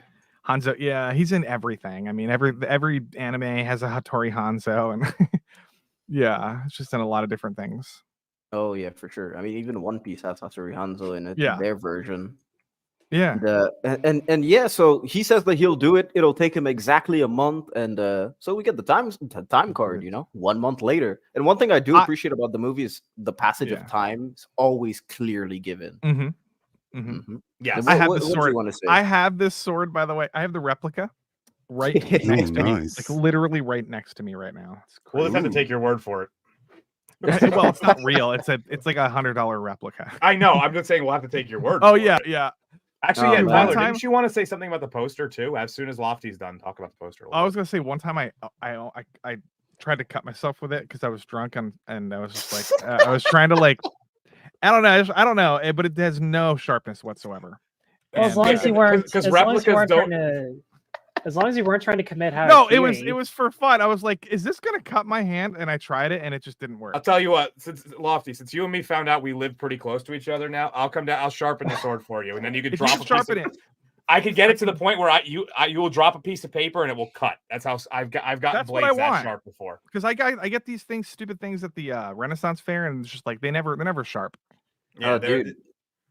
That's crazy, man. I actually had one, but mine was real. It was a wedding gift from a famous singer. That's actually like my cousin or something. And so he couldn't make the wedding, so he just sent my parents tons of gifts. and he sent them like an actual like real katana, except that it was designed like the same one Samurai Jack has from. I love how that Netflix. story started to sound like. First, it started sounding great, and then it sounded like you were making it up, and then it sounded like it was real again. It was like, like a famous singer or something. I'm related to him. I don't know, but then it was like this. It's like, Dude, man, I had it.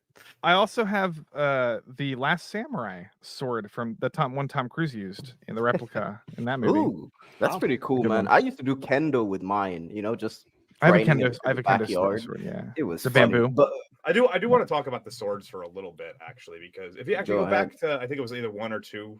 the one with the swords here. I love the room when they go up there and there's I just know. like, there's several dozen swords, and first of all, she goes right for the one I would have because red's my favorite color. I would have went right for the one with the red red braiding around the like. She goes right for that one, and if you look, they're all not all of them are exactly the same. Right. Like, which is why katanas are curved to begin with, is because Japanese steel was not particularly historically. Right. It was very, very poor metal that they were using. And so they folded it. It was like maybe about 100. And so like if you look, like some of them are more curved than others. So these are not like that's like one of those small details that I'm not 100% certain if it was just because that was they're probably all real. They're probably all real swords that they just got famous, people from Japan to make them swords for the movie. I'm guessing. I would, Yeah, they probably asked like a museum to use the swords because that's what he did on Hateful Eight. He used the guitar the museum lent him, and they smashed that. So yeah. So yeah, that's just like that's one thing I've always liked about those kind of like displays is if you there's like certain weird movies that occasionally you'll see that in. Like I remember there's like one of the strangest films that you'll ever see like real authentic weapons is with Deuce Bigelow, Male Gigolo. They have like authentic Hungarian weapons on the wall and they're talking about it. And it's like so like it's kind of like gun porn for like blades, so to say. It's like like to see that kind of those details is always fun. Well, there's a big blade porno later in this movie. Yes, there is. Sonny Chiba from Street Fighter. Yeah, go ahead, Z. This is one of the things I love about this scene is its allusion to a much bigger secret history of the Deadly Viper assassination squad. When you find out that Bill was a former student of Hattori Hanzo, and he actually makes the sword for her out of an obligation because he knows what an evil bastard he is. I mean, she could have just taken a sword, but that wouldn't have meant as much. Yes. She needs one made personally. That's your mistake for making your porn name your YouTube channel name. Actually, I came up with a ridiculous porn name years ago. It was Clint Beastwood. Clint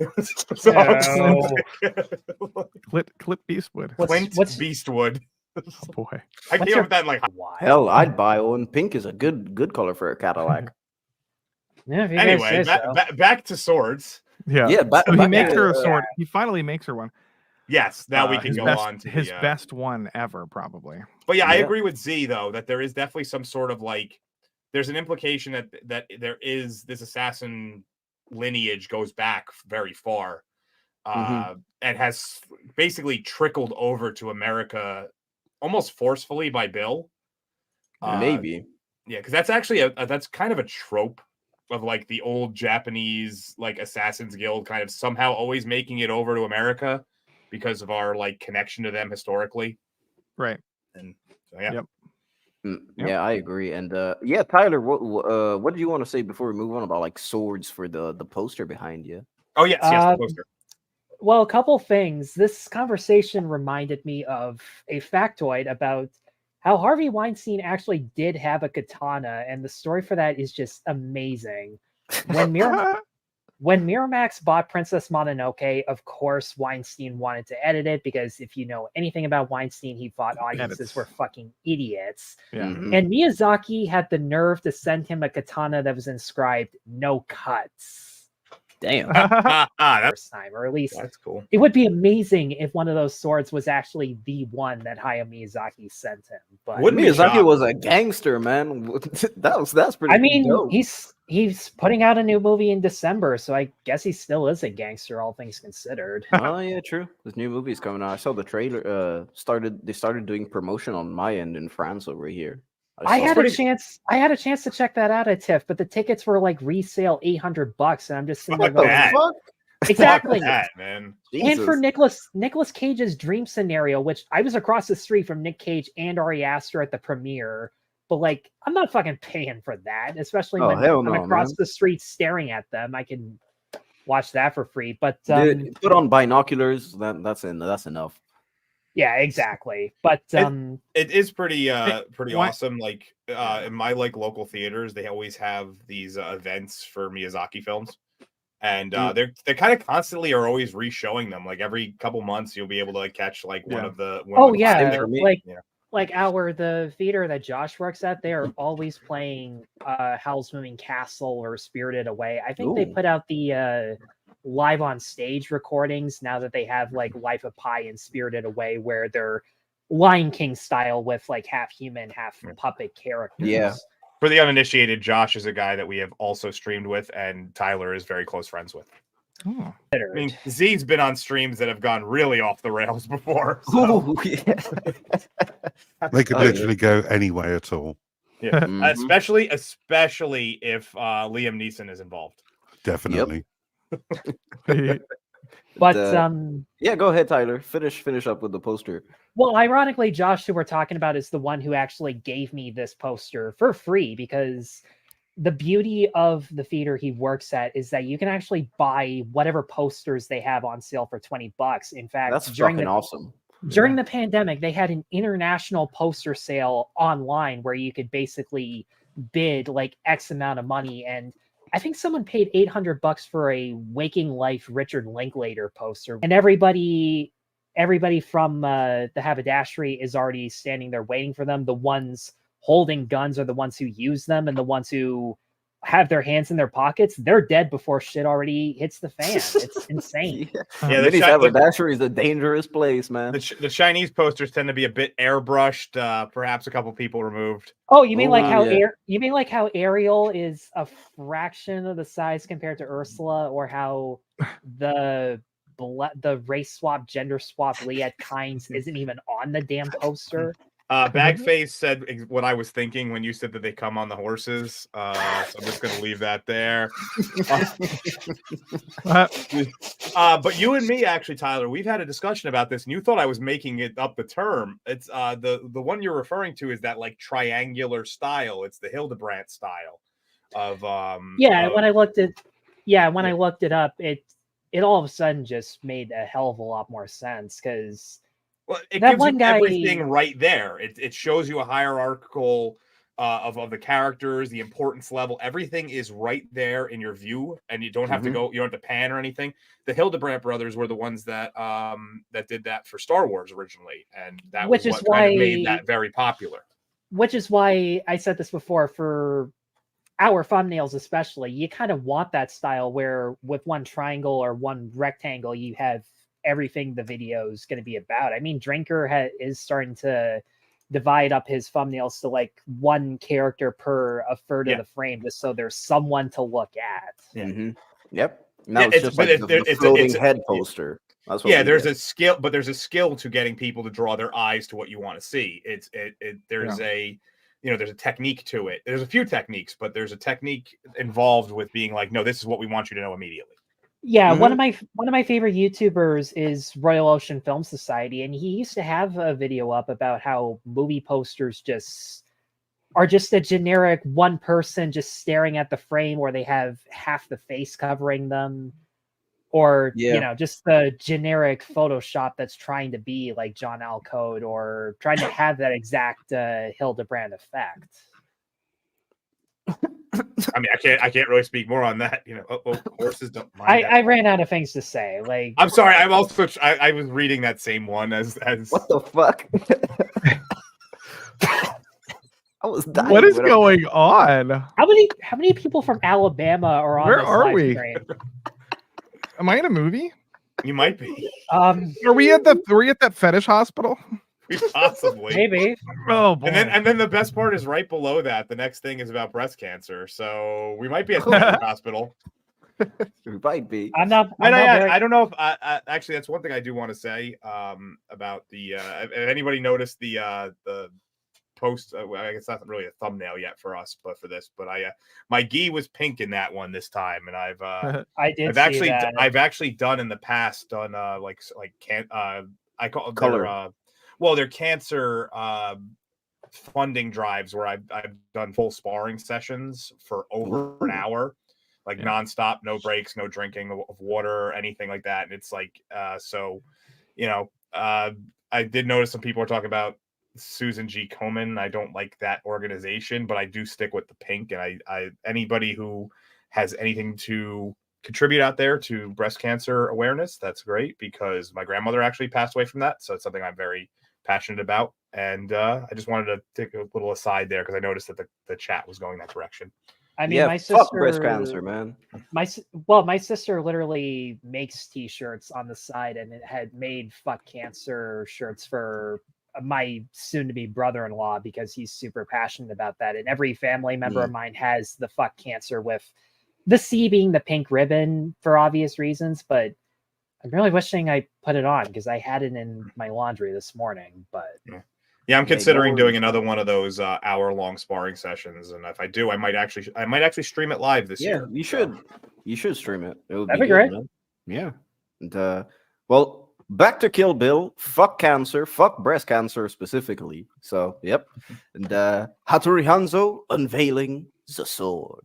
And he finally gives it to Beatrix Kiddo. And I did forget to mention Beatrix Kiddo. We never hear her actual name. She's only known as the bride, and they even bleep it out specifically whenever she does. She says it in the beginning with Vernita Green. They both say it actually, and I think they say it a total like 5 times throughout the film, and they bleep it out each time. Yeah, I'm not entirely sure why they did that out, because her name is actually printed on the plane tickets to Okinawa and Tokyo. I did not notice that. Really? I never realized that. If you have a look for Beatrix Kiddo's plane ticket online, you'll actually see her name printed on it when she hands it over at the check-in desk. Oh, okay. I never realized that. That's a good catch. And yeah, so we're at chapter 5. And chapter 5 is the showdown at the House of Blue Leaves. Showdown at House of Blue Leaves. Jesus Christ, man! I gotta pronounce better. And it's okay. You're speaking your like third language. It's fine if you. So we get Orenishi and the Crazy 88s. Well, it's not the Crazy 88s right now, but it's her squad. And we get the introductions with Sophie Fatale, which 10 out of 10 for me. This in the cast list, and I was like, Attorney's girlfriend. Yeah, I do already. I actually do.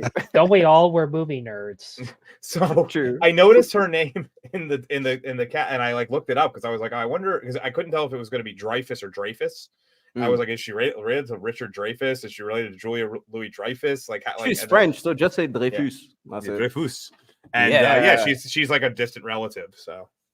No, man, but yeah, she supposedly she's famous in Japan because she speaks Japanese and French. So I saw that she was famous in Japan when I was doing a bit of research, but I didn't know what for. So yeah, for being an attractive white woman who speaks Japanese. That's what she's probably She does look good today too. And then Gordon Lau, we didn't mention Gordon Liu or Gordon Lau, the guy who's Johnny Mo. He was in, I don't know how many, like Wuxia martial arts Hong Kong movies. 36 Chambers of 36 Chambers of Shaolin is the one that and that's what's referenced. That's why they have him in this movie, because it's this whole scene when they have to fight is like a big homage to that movie, the Chambers of Shaolin that he's in. But yeah, he's a legend. They're all legends, all these people. Oh, for sure.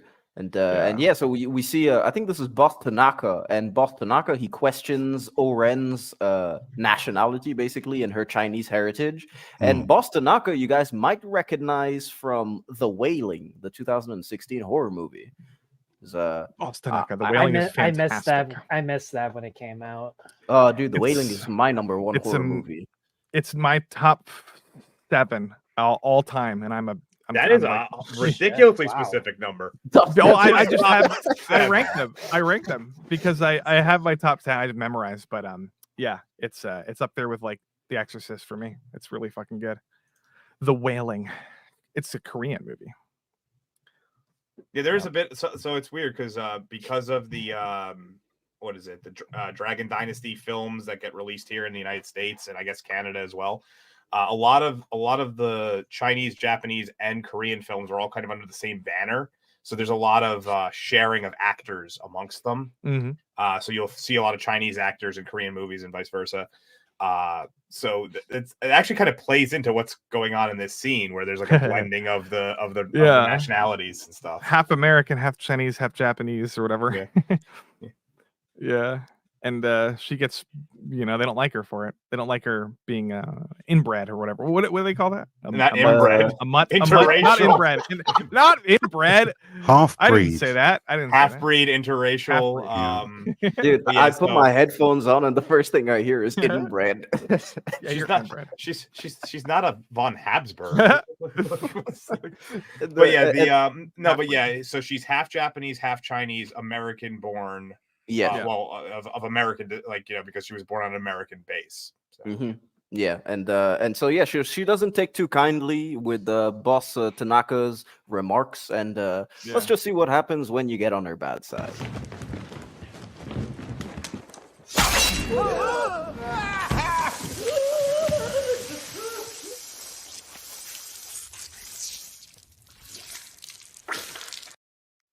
Why did I not pull my gun out?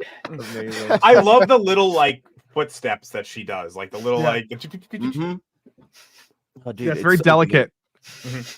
And the blood coming out in huge spurt, next huge spurt, and then just increasingly smaller.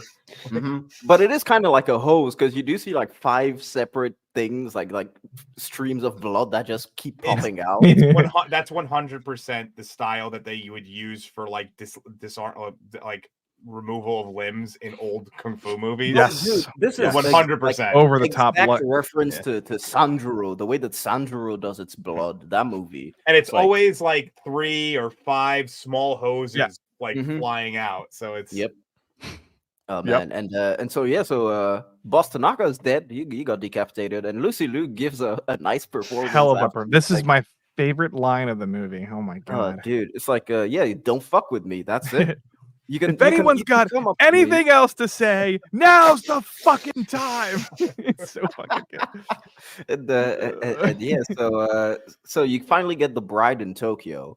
On her way to Tokyo, and I took this screen specifically because of Manzanas Rojas, Red Apple, Tarantino's signature cigarette brand that he made.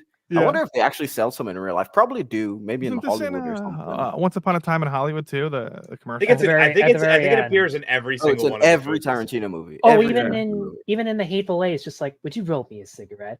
I smoke a red apple. You okay with that? Yeah, that's my favorite. Exactly. They even say manzanas rojas. That's a red apple in Spanish. Then and so we finally get the iconic tracksuit. The music.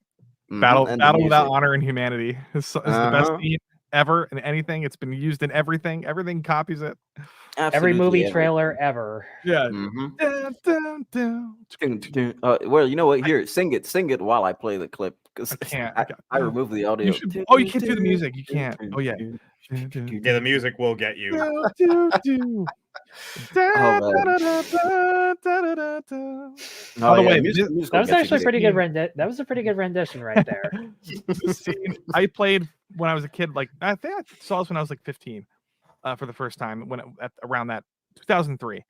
And I watched this scene like I don't know, like 30. I kept watching this scene over and over and over and over again. When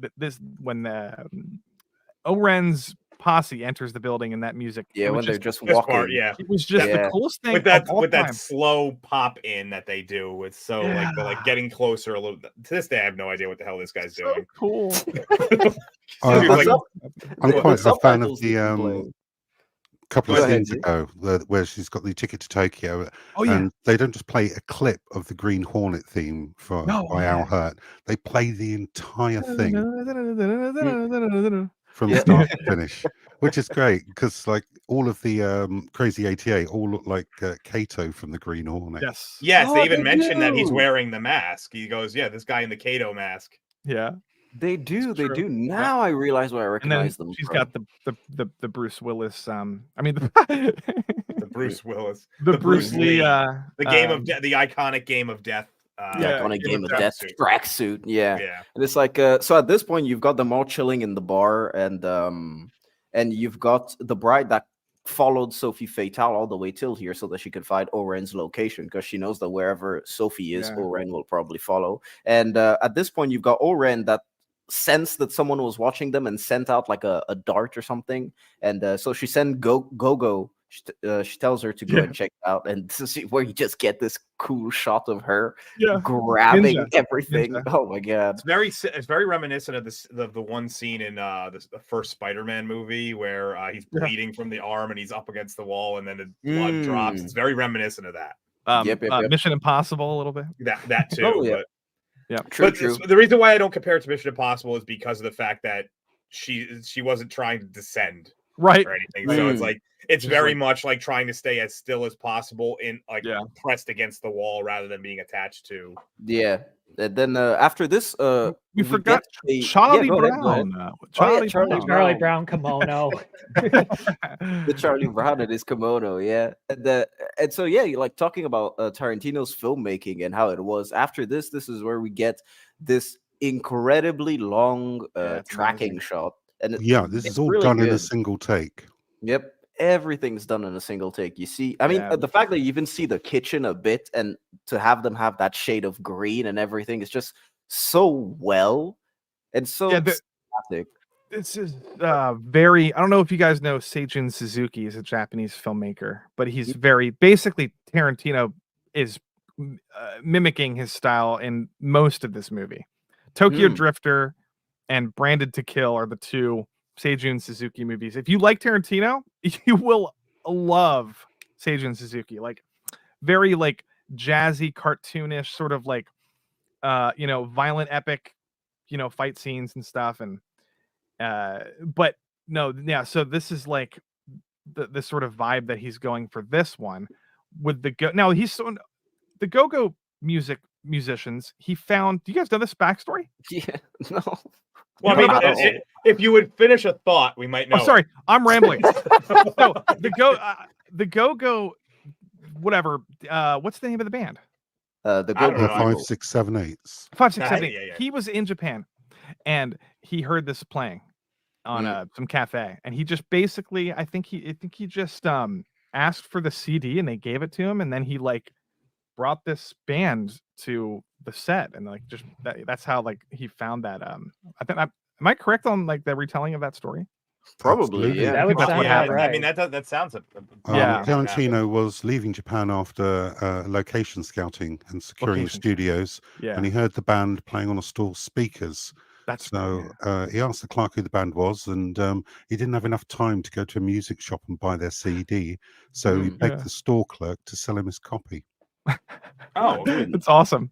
Yeah, that is awesome. I mean, it shows that's how a very passionate he is. Tarantino thing. Like, I feel like no other director would have a story like that, where they were just like, "Excuse me, sell me your CD." Why? Because I have no time. It's true. It's a weird thing. but yeah. So then, like, I just feel like that tracking shot, you didn't need to have it, but the Yeah. fact that you added in, it just makes it just adds a lot, to the story and to the way it's told. Well, tracking was- shots. Oh, go ahead, Tyler. You go first.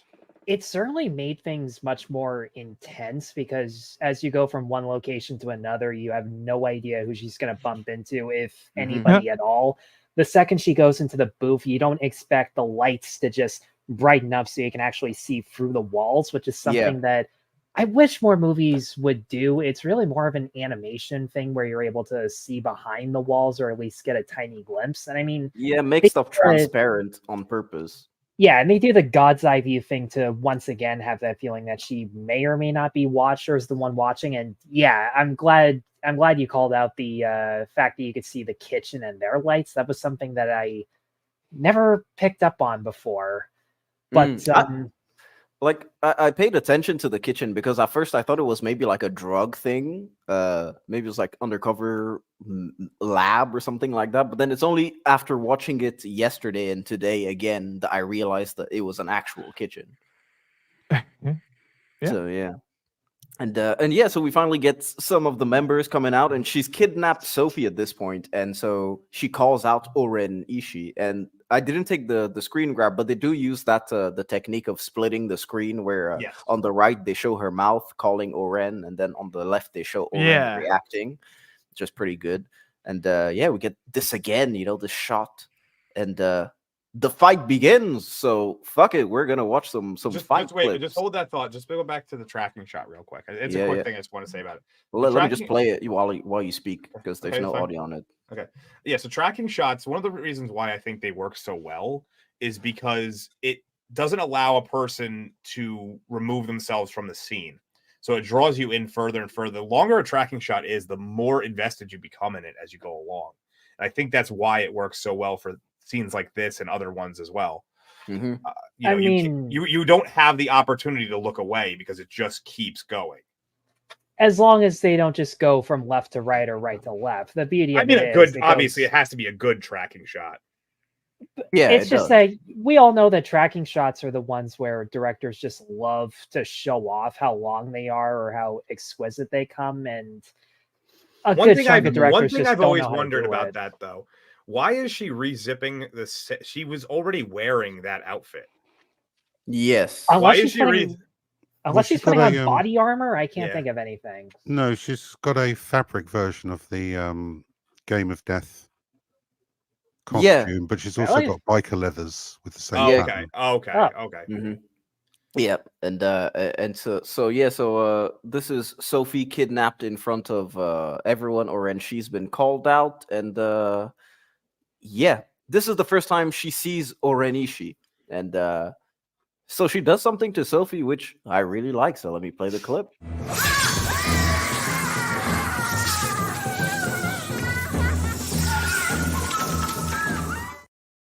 Dude, just having it spray on the camera. I never noticed that before. Oh, the spray on the camera?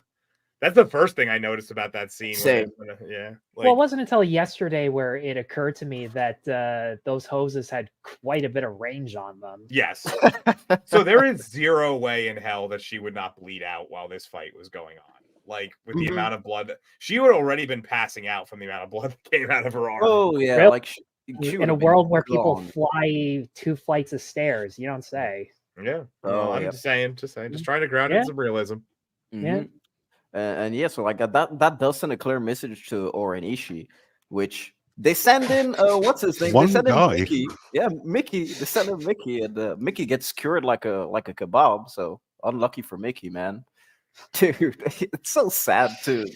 It's like they just sent one dude out instead of just going all at the same time. Well, going all at the same time doesn't help either, as we're gonna see. But yeah, you know what? Let me just play the second clip.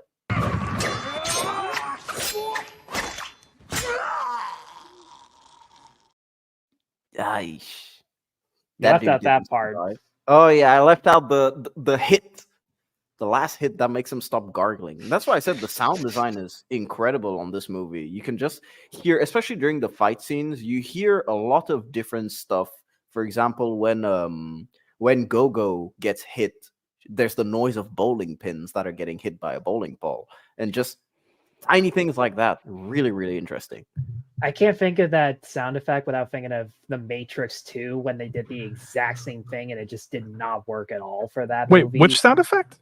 The Matrix? bowling The in bowling Matrix pin. in Matrix 2 when Neo's fighting all of the agents. Oh, he yeah, throws boy. one of them and Oh. they get knocked over like bowling pins, and for whatever reason In they the park? shoved in that sound effect. Yeah, in the park. Yeah, that's a great scene. The soundtrack to The Matrix 2 is amazing. Dude, It it's is, yeah. pure amazing. CGI. The park fight in Matrix 2. It's entertaining though. I think it's underrated. I think it's really entertaining to watch. But I think Yeah, the no, I one, find it entertaining. But I think the one sound effect that outdoes the bowling ball is whenever anyone does a backflip, it's like they're on a trampoline or something, and it's in slow motion. Well, this Ooh, is yeah. this is Yuen Wu Ping's choreography. It's the same choreographer from The Matrix. And So boy, can you Yeah. can you tell in this fight especially. Oh yeah, Yep. with the wiring and people walking on like railings and things. Like it's very. I love this style. It's Mhm. And amazing. also for very key impacts of violence, they do that Chinese technique where they show the same effect twice. Like when Johnny gets his legs chopped off and you see him scream literally 3 times in a row, just in a closer proximity. Yeah, anime does that all the time. They'll do like 3 different angles of like somebody's, and then they'll do like that long pause, and then the guy will like Bollywood explode. too. Yeah, and I was watching something the other day when somebody did that. Oh, it was Ahsoka. It was Ahsoka when she was fighting. You watched that show? No. Oh, Oh hell no! I watched Ezra fight without a lightsaber, and I'm just sitting there going, okay, that was more awesome than anything you did in Rebels, mostly because you weren't talking. Yeah, but like they're trying to do the samurai choreography in Ahsoka, some of the fight scenes, and they do. She stabs the guy with like the double-sided Sith lightsaber guy, and the chest, and there's like this freeze for like 5 seconds, and then like blood just starts coming out, and then like it's just very like anime or samurai influence, samurai films. That's where anime got all that shit from anyway. Oh yeah, for sure, man. And yeah, like the choreography is pretty good. I do think the one thing that does let the choreography down sometimes can be the quick cuts, because I do feel like there are a lot of quick cuts in this movie. It drives me fucking crazy in this fight, especially because this is where the stunt work clearly had the most amount of money and effort thrown into it. And for every moment where she does that like backflip and slices 3 guys all at once, right? There's other moments where she's chopping off feet and you can't see shit. Hell, even when she's fighting Vernita, there are so many times where they break continuity. Like when she kicks her into the China, you don't see the kick like at all. And you don't. You just hear it. Yeah, it's intentionally frenetic. The energy is the point. It's not necessarily like it's. And don't get me wrong, there are movies where quick cut editing can make a fight good. I mean, the Jason Bourne movies do it. Upgrade the quick cut editing was very essential for those fights to work. Well, those movies have. I don't know. That's a bad. But they have editing. those movies have much differing styles in comparison. Yeah. And it disappoints me so much because Tarantino said on the behind the scenes of this, if you can direct action, you can direct just about anything. And don't get me wrong, the rest of his filmography is very reassuring of that. It's just, I think the quick cut editing is one of those times where borrowing from other movies is kind of the disadvantage, because all the other stuff that he's trying to pay homage to, especially with spaghetti westerns and samurai movies, and with this entire set piece especially, there's a lot of spaghetti western music, and the tone just doesn't match up with the style that he's going for here.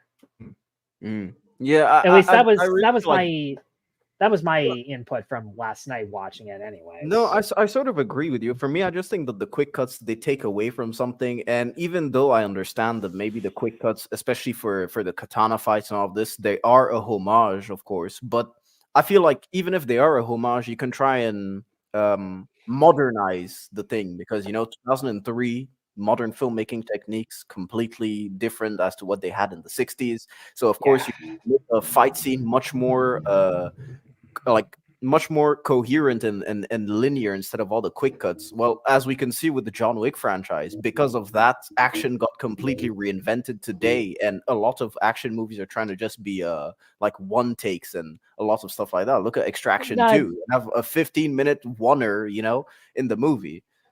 I mean, they're not trying to rip it off enough, in my opinion. You have movies like Polar that are trying to replicate the tone of John Wick, but they do not have the style that made him good to begin with. Yes.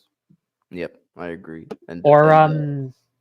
Something like The Old Guard, where you have like these immortals who have their favorite weapons, and then they just shoot people the entire time. Yeah. Yep.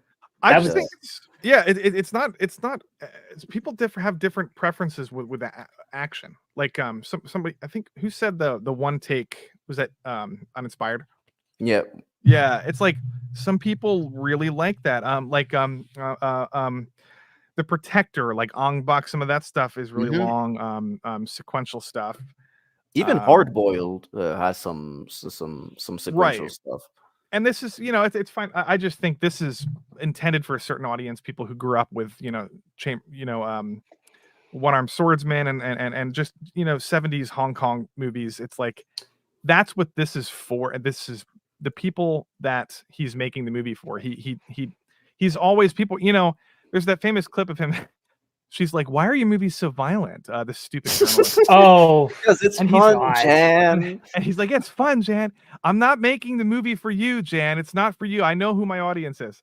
And it's like, yeah. So I think it's just like him just doing whatever the hell he wants at the expense of maybe turning some people off in some areas. But and at the end of the day, I'm always gonna say, like, if you're the director, you should have the final say. It's just, I love when people say that and then they act surprised when a director they love does something that they wouldn't have. Like that, there's that whole trust thing that you think you have with the filmmaker, and then it turns out you don't. And I like what Steven Ransom put in the comments, where the fight definitely had restrictions, which is why the black and white is mainly in the theatrical. I prefer the uncut colorized, if I'm being honest, because for one, it's clear as day that the continuity was also fucked with, because the teenager that she spares in the unedited version, she slices the Kato mask off. And then once she realizes that he's a kid, she basically just froze and body slams him into 3 other people, which is why once he's the last one standing, she's still surprised. And in the theatrical one, she's surprised that it's him, but it doesn't make sense because he's basically in the background. You have to look twice to realize he doesn't even have the mask on, because he's the only one. Are you talking about the guy where she cuts his sword? Yeah, like 5 times. Yeah, and spanks him. Yeah. This is what go home to mommy. Fucking... It's amazing. Which is a callback to her, the whole fact that she's like supposed to be in that motherly mode. Yeah. One thing. So one of the problems I had with the fight is there are sequences that like you can physically tell, like Uma Thurman, she did a lot of work for the movie, but there was certain parts of it that just didn't work for me. So like I know we obviously don't have it here, but like when I think it's after she like takes the one dude and like throws him over, which is hilarious that she would be able to do that with the sword to begin with. But the 2 other guys jump down, and as she like the way she moves her sword back and forth just looks very unnatural. It's like the blocks, it's almost like they're swinging to hit the sword. It's hard when you're working with an actress, not a martial artist. I mean, even the Matrix suffers from this. And that's like my favorite action movie ever. Even the Matrix has like, Keanu is not really like, if they had a martial artist, it would just look much more deadly. Even though Keanu is a martial artist, some of his punches and kicks and especially when he's fighting Lawrence Fishburne, it's like, those are 2 actors fighting. They do their best, but it's not like quite up to par with like the intensity of a real fight with like Jet Li versus Jackie Chan or something. Yeah. So what I meant by it was like it's almost like she puts her sword in the spot she knows they're gonna swing, and they swing directly for the sword, and that's what Wait, I mean. is it? Are you talking about the people that come just after the dude? That just shoots them after, off? and they both jump off, and like literally, I don't have anything here that could. Oh wait. Let me play the clip. Isn't that the clip I just played? Wait, check. Did I?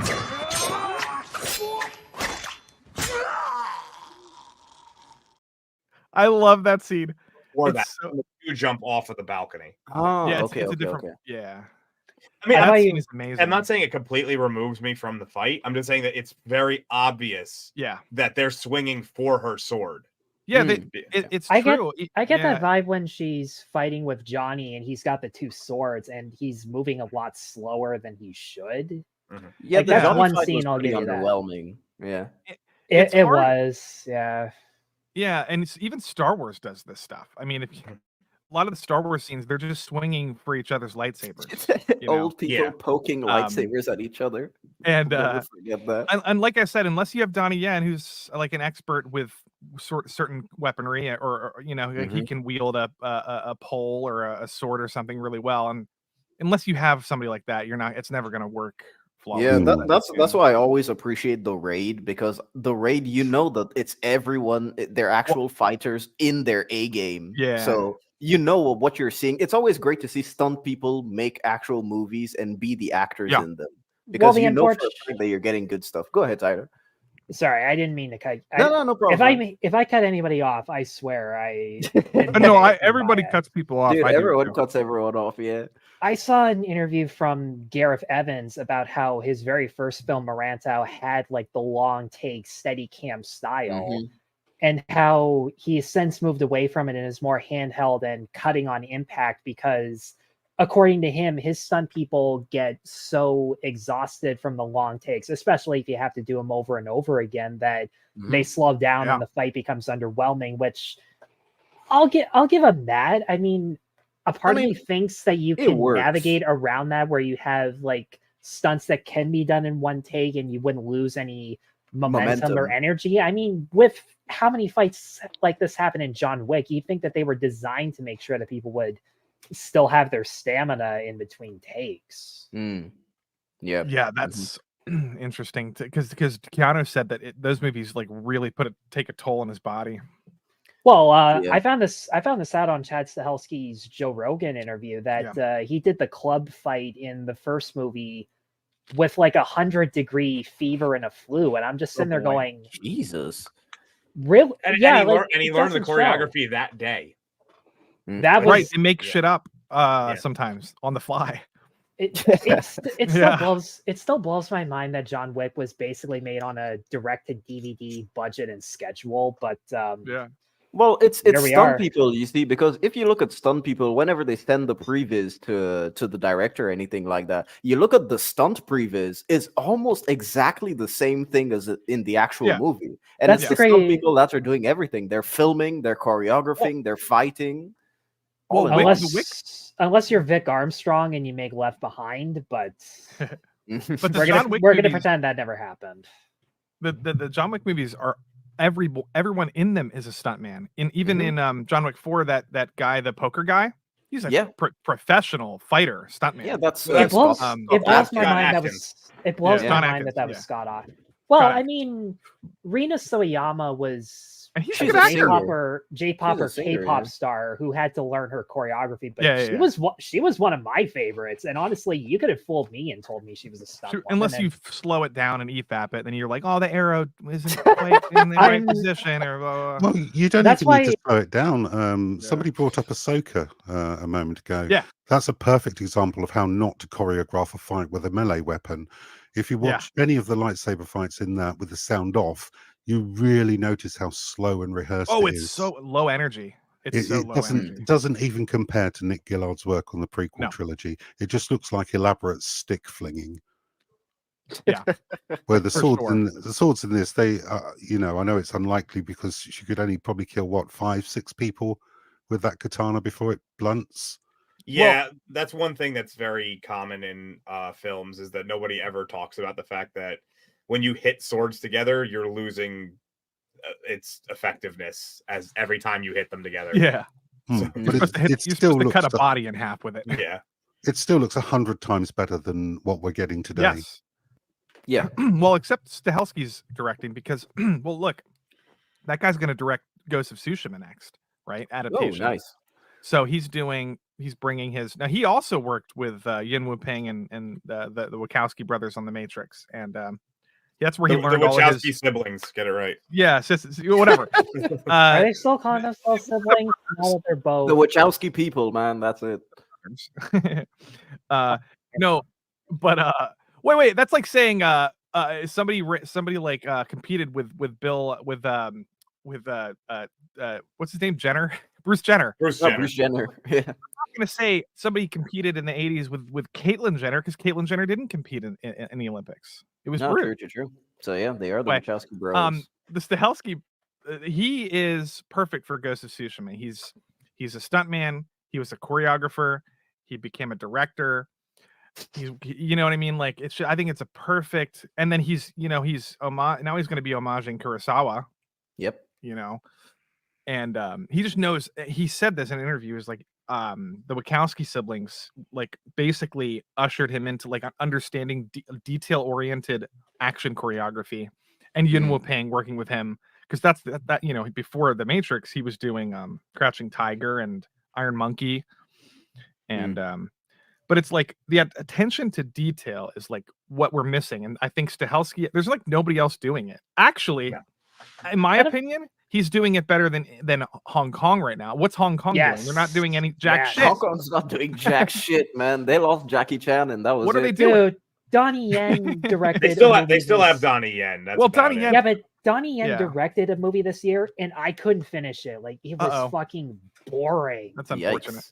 Now, a couple of the fights were decent, and they had the wuxia feel that you want from it, but it takes for fucking ever to get there, and the fights go on for way too damn long. And not to mention, the story is nothing but exposition scene after exposition scene that gives you the exposition you had just seen the scene beforehand, but you're now seeing it the scene afterwards. And have I lost you guys already? No. I agree. Because I just confused myself trying to explain that damn. Well, you're right. No, look, Hong Kong and even I would say even Japan right now are just not doing anything. It's weird. South Korea is dominating the film industry in Asia. Yes, sure. And like, and Japan used to be the number one exporter of like masterpiece cinema in the world, and from like the 50s, I would say, into the 80s, and then now that what do they do now? Like occasionally a really good drama. And then sometimes like a mid horror movie. Like, hell, their anime is slipping quite a bit. Well, that's what they're doing. They're just doing anime basically and video games. But but the Chinese are coming after their anime anyways. But China's doing Hong Kong. You know, China's just doing propaganda nonsense. I sat for 2 movies that I had no idea were going to essentially be propaganda. And the sad thing is, Zhang Yimou was the one who directed the last one I saw. And it was 2 hours and 40 minutes of nothing. Yes, and I'm just sitting there going, you made House of Flying Daggers, you made Shadow, you made a movie that I've seen and no one else in the world has 1 second, which might be my favorite of his. And there's like Raise the Red Lantern. No, 1 second is technically a drama. It's basically Chinese. It's basically a Chinese cinema paradiso, but because again Chinese censorship, it. I think there's what's it called? 1 second. Oh yeah. I saw that like. Yeah, people don't realize Zhang Yimou was before Hero and everything. He was already a master. I mean, Raise the Red Lantern, Red Sorghum. You know, his 90s stuff is fantastic. Shadow is the last one I can think of that was like an amazing Shadow was Hong Kong. Great. I bought the Blu-ray 2018. Yeah. I bought the Blu-ray just based off of Chris Stuckman's video hyping it up so much, and I just sat there and went, okay, sure, why not? And then really good.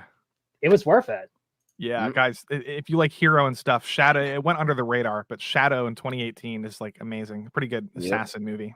Apparently, we're getting bogged pretty bad, though. Oh, fuck. All right, you know what? Really? You guys don't like that? I'll play a clip.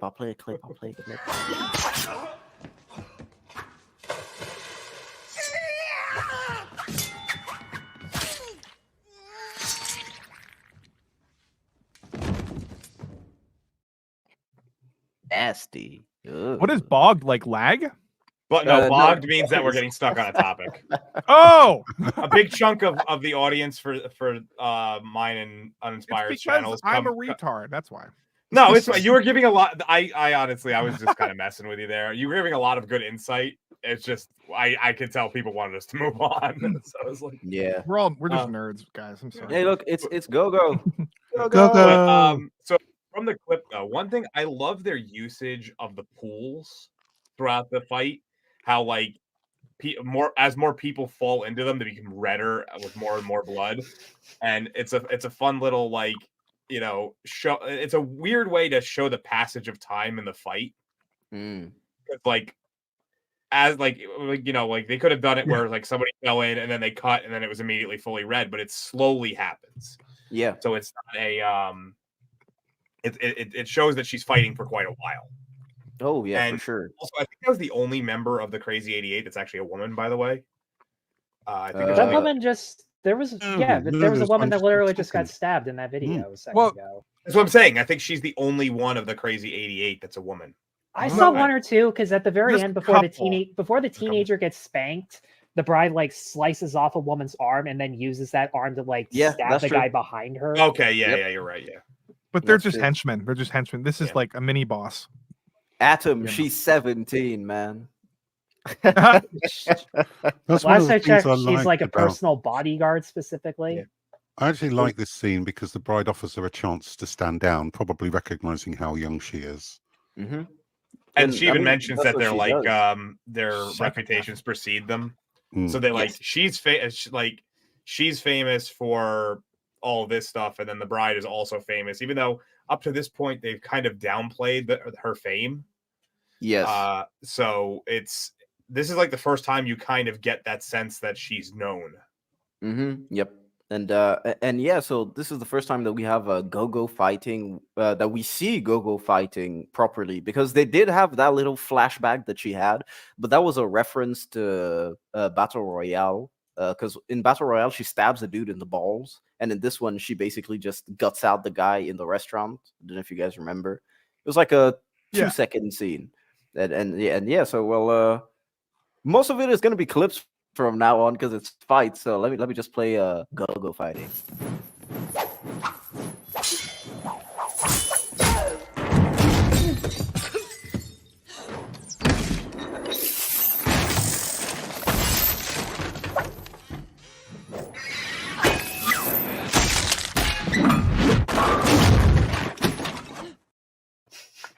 Oh my god. Never That gets is a old. brilliant sequence. It is. The You know when ball she brings sound. the ball and chain out, Mm. she accidentally hit Quentin Tarantino on the head when he was Oh, behind the God. camera. Right. Oh, okay, I didn't know that. Oh man. Hey, well, at least you have to have a scar. It's kind of like a cook in the Yeah, kitchen. it's got a You don't memory get of this burned. fight. Yeah. Hey, Oh, man. the weed and LSD that he took to finish this script, I'm sure he was okay.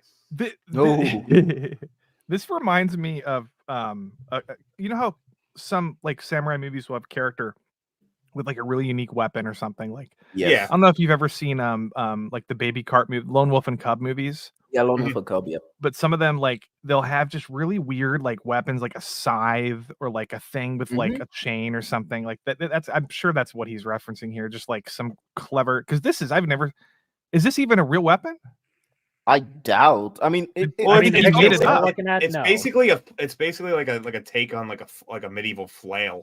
Right, Mhm. but I think he just made this up, didn't he? Like the fact that it like springs out like that, and I think It you'd have it to make has it to up be. because this doesn't seem very practical, especially when Right. you're in war. Unless you see Gogo's style of fighting, where she kind of just waves it around to keep you at distance so that she can Right. strike, which I think is a pretty good tactic, especially if you want to be in a fight. If you have multiple attackers, one of the best ways to do it is keep your distance. And yeah. it is a ranged weapon. However, ranged weapons sometimes do not work, and that's what we're gonna see. So let me play the clip.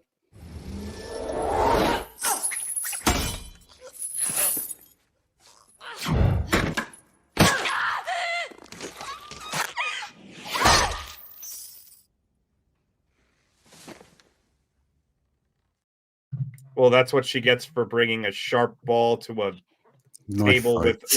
with a table with nails in it fight. I guess I don't That's really what she. know. That's what she gets for forgetting that little dagger that she had at the very beginning. But Oh yeah, that's true. like to the movie's credit, they do make it clear she knows close quarter combat because she does kind of use the chain a little bit like nunchucks to take the original table Mhm. part away from the bride. So I'll give her that. Yeah, but I do think that it's weird because it is a long range weapon, and you can tell that that's maybe her expertise in the combat. And just to go close like this, you're just asking to die at this point.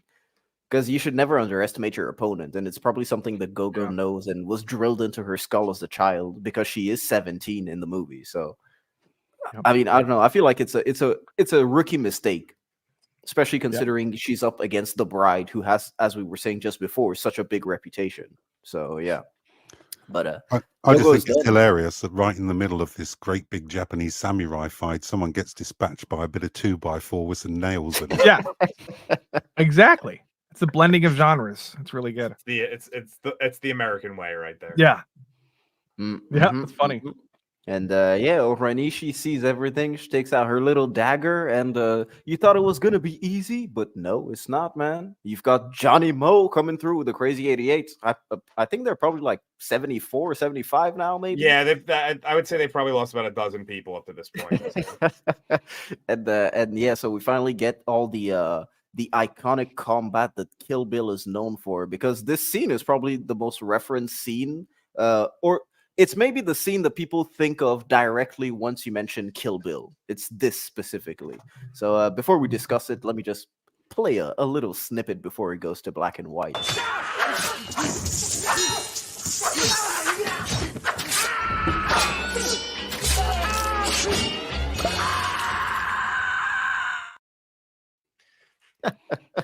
Brilliant.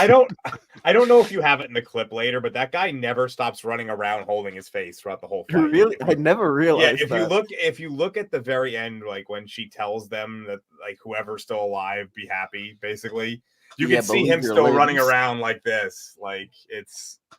Do you have that scene? I don't know. I don't think I do. Okay, yeah, he never gets over the fact, like he never like falls over. He never like. He's well, like, as opposed to the one guy who literally has like the Scottish smile from here to here. Glasgow smile. The Glasgow smile. I watched Sons of Anarchy. I should know this shit. and yeah, man, I just think that it's a pretty good scene, especially when you have her slash, I think like 2 people from the get-go that just spray like there's no tomorrow. It just grabs your attention directly because you open the scene with that. It sets the tone completely for the rest of the fight, and then once it switches to black and white, you can tell that you're in for some serious shit. And, I think probably one of my favorite parts is when she does the backflip and fights a guy while standing on top of another guy. Yeah, while standing on top of the other guy. Well, yeah, and then proceeds to do a flip that literally slices a guy, splits a guy in half, man. Fucking bone tomahawk style. I don't know if any of you guys have seen that. You're lucky because I have the clip, so let me play it.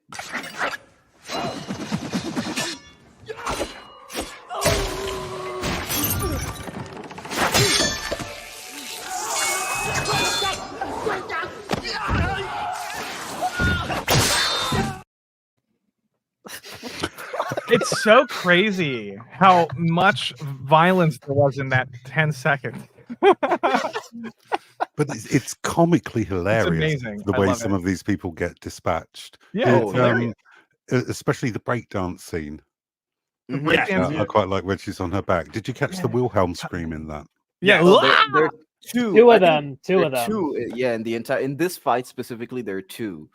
Yeah. Man, I feel like it's well used because weirdly enough, you always hear one Wilhelm scream in a movie. It's customary most of the time, but now to put 2, especially in one fight, it's pretty interesting. Yeah. Well, I mean, the first one where she just slices him and he falls to the ground, that was kind of a pathetic one. But during like the nobody montage and she's walking up the stairs and actually slices the guy down there, that actually made a little bit more sense.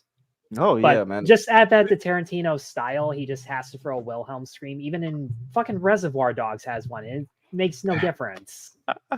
Death Proof, Once Upon a Time in Hollywood, and Inglorious Bastards. He Yeah. loved the Wilhelm scream. Yep. No, for sure. I wonder how it'll fit one into the critic. Maybe the critic will just have a Wilhelm scream at the end of the movie. Probably some movie that the critic is watching in the meantime. Yeah, I'm 100% sure they'll do that. He'll probably even reference the original movie where the Wilhelm scream was made in the critic. Oh, I feel like he would have to at this point. Mm-hmm. And yeah, so the fight continues after the black and white stuff, and I didn't take any screens or anything like that, but as we said before, she does do the break dancing, cutting off everyone's legs, which fucking incredible and hilarious.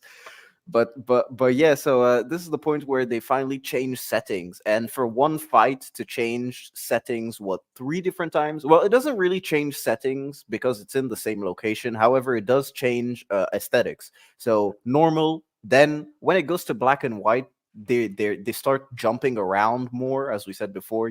She jumps and literally front flips and slices a guy clean in half, and then this is the other part where it becomes the blue with the backdrop. And I just think that it's such a good way, especially as a filmmaker. You always have to try and keep your action scenes fresh, even though they are in the same location, because it just helps a lot. And the main way to do it is by colors. Yeah, and it's like moonlight, sort of, I guess, and then with the silhouettes too. It's so different. It's so different than the previous scene actions in the same building. Oh yeah, well, you know what? Let me play the clip.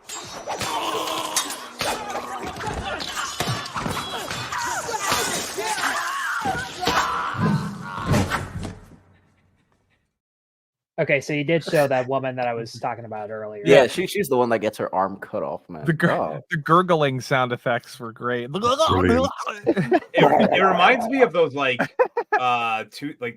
mid 2000s iPod commercials. That's like with the silhouette. With the silhouette. Okay. I don't know. I wonder if they stole that. Now that I think about it, because this would have probably came out right before that.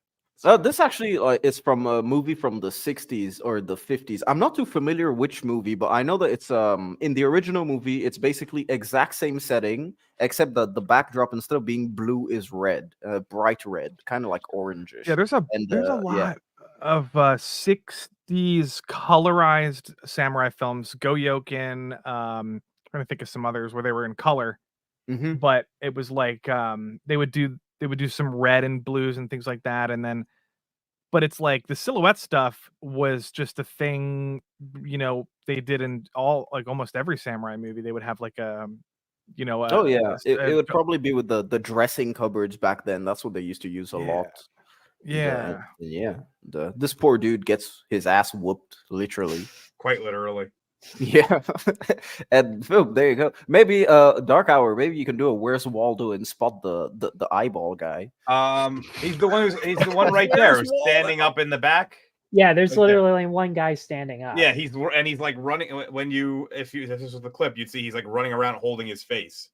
Oh, dude, I never realized that, because I always looked for Sophie on the ground, because she's at the far left, in the back of the left, and I always looked for her. I never paid attention to any of the other people. I can only see her. I can only see her head.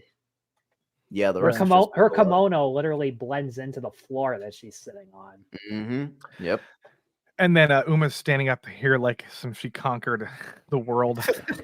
Oh, dude, she's like, go away, fuck off, and take your lives with you. Believe your limbs. Hey, it's like a villain almost, like a villain speech, basically. Leave your limbs, they're mine. I need. It's like, holy hell. And now, like at this point, this is where you get the so the fight. This scene's so good. I love it. Beautiful. Lucy Liu. Yeah, man, and it's so good too, because this is the place where it gets the closest to Lady Snowblood, which is kind of what Tarantino was going for.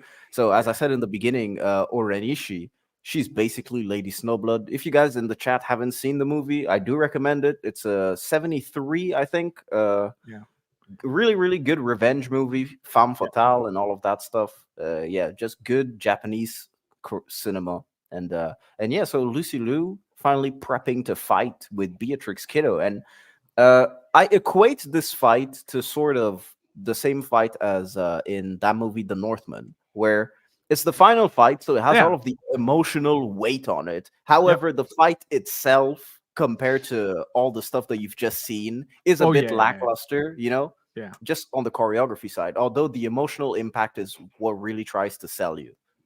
And it works. Yeah, the silent sort of stare down is more interesting than the fight itself. The best part of the fight for me is the music, because it's so damn catchy. The music, the little tango, the little fountain thing that's like tutu. That you was know, makes that noise. Yes. And then the footsteps when they're running in the snow, like this is very, you know, the other films like Sword of Doom and Harakiri are like the closest I can, besides Snowblood, where characters are just staring each other down for a long period of time, and then there's like a couple exchanges of blows, and then it's over. It's like Harakiri is like the best samurai movie of all time. Oh, I like Harakiri. Well, most of these fights like this weren't usually drawn out things. Yeah. One of my all-time favorite games that like no one ever knows what the hell I'm talking about is called Bushido Blade. That's a good one. Yeah, okay, so you know it. Good. PS2? Wait, PS1? There was a PS1, and I think there was a sequel for PS2. Yeah, Bushido Blade's good. And it's literally like you essentially only have to hit each other once. Yeah. Like maybe twice. Occasionally you have to hit them twice. But it's more about the planning of where you're going to strike, not so much the how many times can you hit a person. It's a very unique take on fighting games, and so like whenever I see something like that where it's a quicker, you know, exchange done is always a welcome change of pace. Yeah. I mean, it kind of reminds me of what the fight at the beginning with the Vernita Green and how they stop when the bus arrives. The shot of them stopped even before the bus arrives. You can see that they're both basically reticent to attack first, because at this point you know that if you attack first, then if the person has a proper counter, you're fucked. So in most circumstances, they don't attack first, and this is the case in the scene here with Beatrix Kiddo. She attacks first and she gets hit first because she wasn't able to be quick enough. And yeah, well, you know what? Let me just play the clip while we're at it.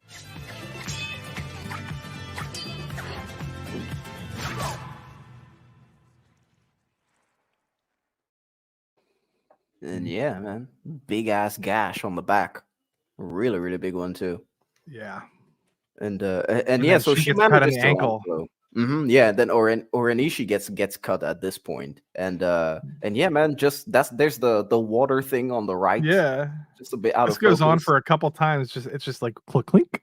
Yeah, you can still hear it when they like pan the camera too. Like if you listen closely in the back, you still hear it doing it. So. Yeah, and it's like it's good because the music, the tango music, and all of that, it's during the stare down. But once the fight goes down, it's kind of silent most of the time, which is really, really good because it just gives you the seriousness that he's trying to convey. Yeah, this is the emotional point of the movie where this is what we've been building towards, and I just think that it works perfectly for what it is.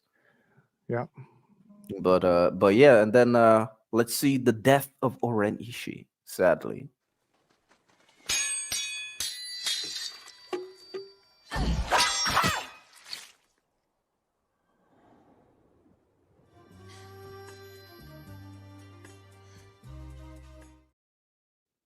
Oh, yep. Yikes. Decapitation. Not even a proper decapitation, too. That's just like it's a scalp. It's basically like a really bad scalping. Yeah. I was gonna say lobotomy, but that works too. Lobotomy would be just the front. No, really? Dude, they made the front. A lobotomy is only your frontal lobe. His editing there is so good with the sword, and then the shot of the hair flying with this like slow like sound effect of the hair just blowing in the wind. Oh yeah, and his editor is fantastic too. The late great Sally Menk. Yeah, I think he worked with her a lot of times. Yes, I think she was his only editor up until the day that she died. I mean, damn. Well, there's a video of Inglourious Bastards bloopers where, just as a joke to her, all the actors, as soon in between takes, just look at the camera and go, "Hi, Sally." And I just sat there and went, "Okay, that's interesting." Mind. Open your mind. Oh, dude. I mean, if I was the editor, I'd be sort of pissed because you have to make me edit stuff now. Yep. Saying hi, Sally, all the time. Oh man. And I guess yeah, that was just some kind of words of encouragement. Oh, geez, she died. probably. Oh, Not shit. old, but not young either. Probably This is just- overworked. This is a nice- More tragic than that. Actually, but- this is exactly what I thought of this too. The Hannibal? Yeah, like Hannibal. the Oh yeah. with the, Yeah, when with he- the when he brain, grills it. the Yeah. really shitty movie, the sequel. Yeah, we all know what you meant. Yes. And then this is probably the best female duel I've ever watched personally. I'm trying to think of another one. Between two women. It's just this is Between so two women, yeah, this is probably iconic. one of the best. No, yeah, There's definitely. There's another one. I can't think of it. There's a couple like I Well, want to for say, guys, like I was saying Northman because I feel like that's pretty similar, except that yeah, it has the volcano and all of that shit. But for women, I'm not really familiar with a lot. I think Zhang Yi fights a woman in one of her movies. It might be maybe it was I got one. Michelle Yeoh and Zhang Michelle Yi Yeoh, in yeah, Crouching Michelle Tiger. The sword fight between the two of them. yeah. Or just the opening fight where they're flying in the air and basically mimicking each other. See, are you still alive, by the way? I am. Okay, Who? just Z Oh, from him in a while. Yeah. Ripley versus the Queen Xenomorph. I mean, they're two women. Does that count? Female Okay. Power, feminism. It counts. Yeah, it counts. she does call her a bitch. I'd count that. Mhm, You'd come? Did I say that? Yes, you did. It's okay, Shit. it's fine. But yeah, I guess that works. Yeah, Crouching Tiger, Steven. Yeah. mhm. Yeah, and man, this is the last shot of after the fight. I feel I really like this shot. The fact that she just drops her sword too. You can just tell it's a big emotional hurdle that she's gone over, considering that this was the first person that she killed to get revenge on. Yeah, And the song that plays is so good here. Oh my god. Mhm. Yeah, Yep. it's easy to Beautiful forget song. that this is technically the first kill.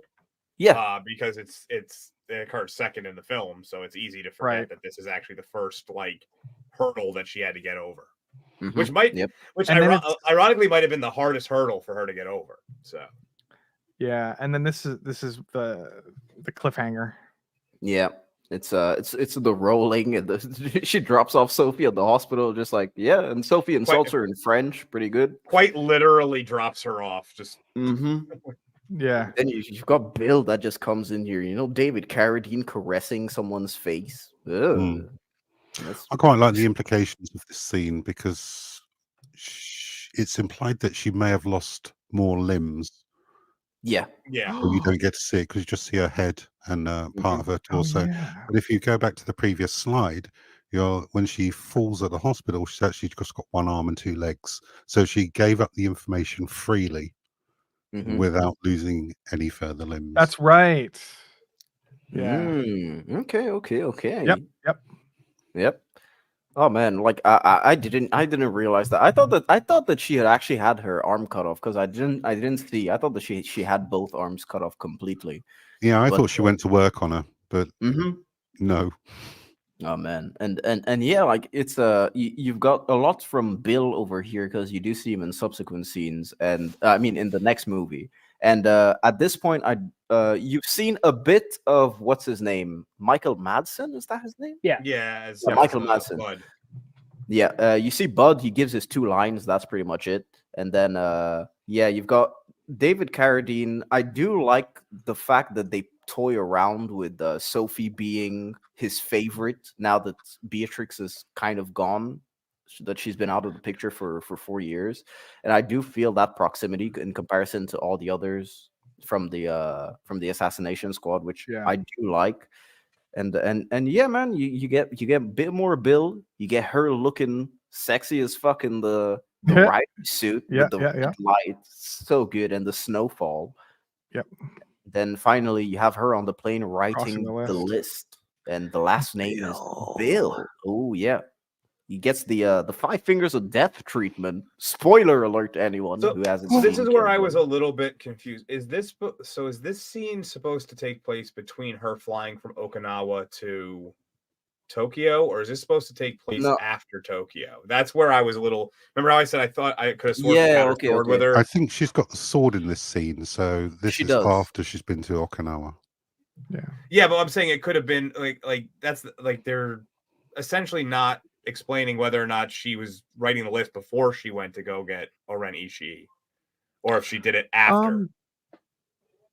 It was probably this is probably right after picking up the sword, Yeah. and then where she go right after that? She goes right to Tokyo. Tokyo. Yeah, right, Tokyo. Yeah, in my mind, O-Ren isn't dead yet, so she's just Okay, picked so up then the sword. so this is why it might have I was a little bit off, because there is, not saying that it's the worst occult culprit I've ever seen. Yeah. It's just because of the non-linear nature, it's a little bit more difficult to see exactly where this is. Yeah. Especially the fact that this is like superimposed with Michael Madsen's character. This is where he gets his 2 lines. So right after she writes the I on Bill, that's where they crossfade to him. So I do understand where the confusion would come from. But Is that yeah, where you get written the and line, directed. "Revenge is never a straight line."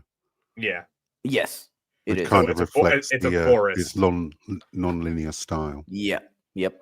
And yeah, written and directed by Quentin Tarantino, based on the characters created by Q and U. I mean, you could have just wrote Quentin and Uma, so you had to be fancy with it.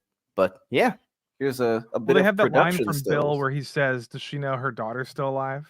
Mm-hmm. Yeah. At the end of the movie. Yes. Yeah. Thank you for reminding me. That's the big cliffhanger, because I don't know what you guys. Oh, that's funny. Whoa. Okay. That is funny. If I was Lucy Liu, I would have went to dinner like that. Yeah, like go to a afterwards. sushi restaurant like that Yeah. or something. Yeah. Or just go trick or treating. I mean, Nah, you got to go to some place where people aren't expecting to see that kind of stuff. Right. True. Just go to like a random Like go get Walmart. one of the hospital gowns from the props department, and and when Dude, someone you get like the wiring done too, so that whenever you press maybe like your arm or something, you wear long sleeves, but you keep like a bag of blood under the sleeve so people don't see. Then you just pops like out of your head. squeeze it, that just keeps popping out of your head. That would be so good. This is a real testament to practical effects over the saturation of CGI that we get today. Exactly. I mean, because you look at this, it looks weird here, but then let me get the still where you actually see it. It looks really good here. they definitely enhanced It's the that a little angle. bit. It's just And the they angle also of- definitely enhanced it a little bit Yeah. in post there. with color. Yeah. Yeah, for sure. But yeah, ladies and gentlemen, that was Kill Bill Volume 1. And Tarantino made a pretty good film. What do you guys think about cliffhanger endings to a movie? Well, 'Cause when people- it's a film that it's already immediately said hey, there's definitely going to be a part 2, it's not as big of a deal to me. I don't like it when it comes up at the end of a movie that I expected to have an ending. Yeah. Like one of the ones that that recently threw me off was Across the Spider-Verse when I watched that, and it was just the way that one ended bothered me. I saw that people mentioned, that's why I brought it up, because that was the and Dune also, because some people didn't know that was part 1 either. really? The first Dune, yeah, some people didn't know. But it's like, I understand if you're, I understand maybe if you don't know, and then it's like, what the fuck, and then it's just like, but at the same time, knowing that it was part 1, I mean, I think it changes your it probably changes your perspective on it, right? Yeah, no, I completely agree. I little think bit. that if you know that there's a part 1 and a part 2, and that you've clearly watched part 1, knowing that there will be a cliffhanger or something of the sort in anticipation of part 2, then I'm totally cool with that on cliffhanger endings. Like, no problem. People like Tim Pool, he said something like, "It's not a movie. It's just just like half of a movie," and I'm like, "It's still a movie, dude. Like, just because it has." Do people still listen to him? I don't know. He's like, I mean, you like just try and tell him to break down Kill Bill and say that Kill Bill Volume 1 isn't its own movie, you know? Yeah, and cliffhanger endings like with Mission Impossible. There's a bunch of examples. Like Empire Strikes Back is a great. Empire so Strikes Back. there is a way to do it Yeah. properly. You have to at least close some of the narrative within the movie itself. Right. In this instance, she's half, well, 2/5 of the way through her, list. She's 40% of the way through, and well, there was a climax. It was a big climax. Exactly. You kill, can't just end. You can't just end things. It's even if you know it's a part 1 of 2, and you just hard end it for no reason, that's going to turn people off. Yes. Yeah, I mean, look. Go ahead. Go ahead. Oh, I was going to say Dune has sort of treaded that line a little, because like the ending of Dune is very. There's not really a big climactic moment, although there is sort of a little bit earlier in the movie. But there is this weird, like, he joins this group and then it just sort of ends, you know? Yeah, I've heard that Dune 1 feels a bit like a setup instead of a movie. I've heard that complaint. I personally haven't seen the first Dune movie because that was a main complaint that I heard. And I'm a fan of Denis Villeneuve, but not much of his sci-fi stuff. His more grounded shit. So yeah, I don't know. When he got into sci-fi stuff, I just started to appreciate him a hell of a lot more. I mean, for me, Dune Part 1, the climactic moment is when Paul like kills someone for the first time, true. and then that's true. When he decides to stay, there's that little bit of foreshadowing that he's losing his humanity while also lifting people up from their one setting. So that never really bothered me. There are 2 or 3 instances that I can think of. One. Does Infinity War count as a cliffhanger? I would say that, Part 1. Because when it ended on Thanos just sitting down and all of a sudden it was the end, everybody in the theater just sat there and went, "Wait, what?" Well, people didn't really know going into that was going to be a part 1. But there's also that element downplayed that.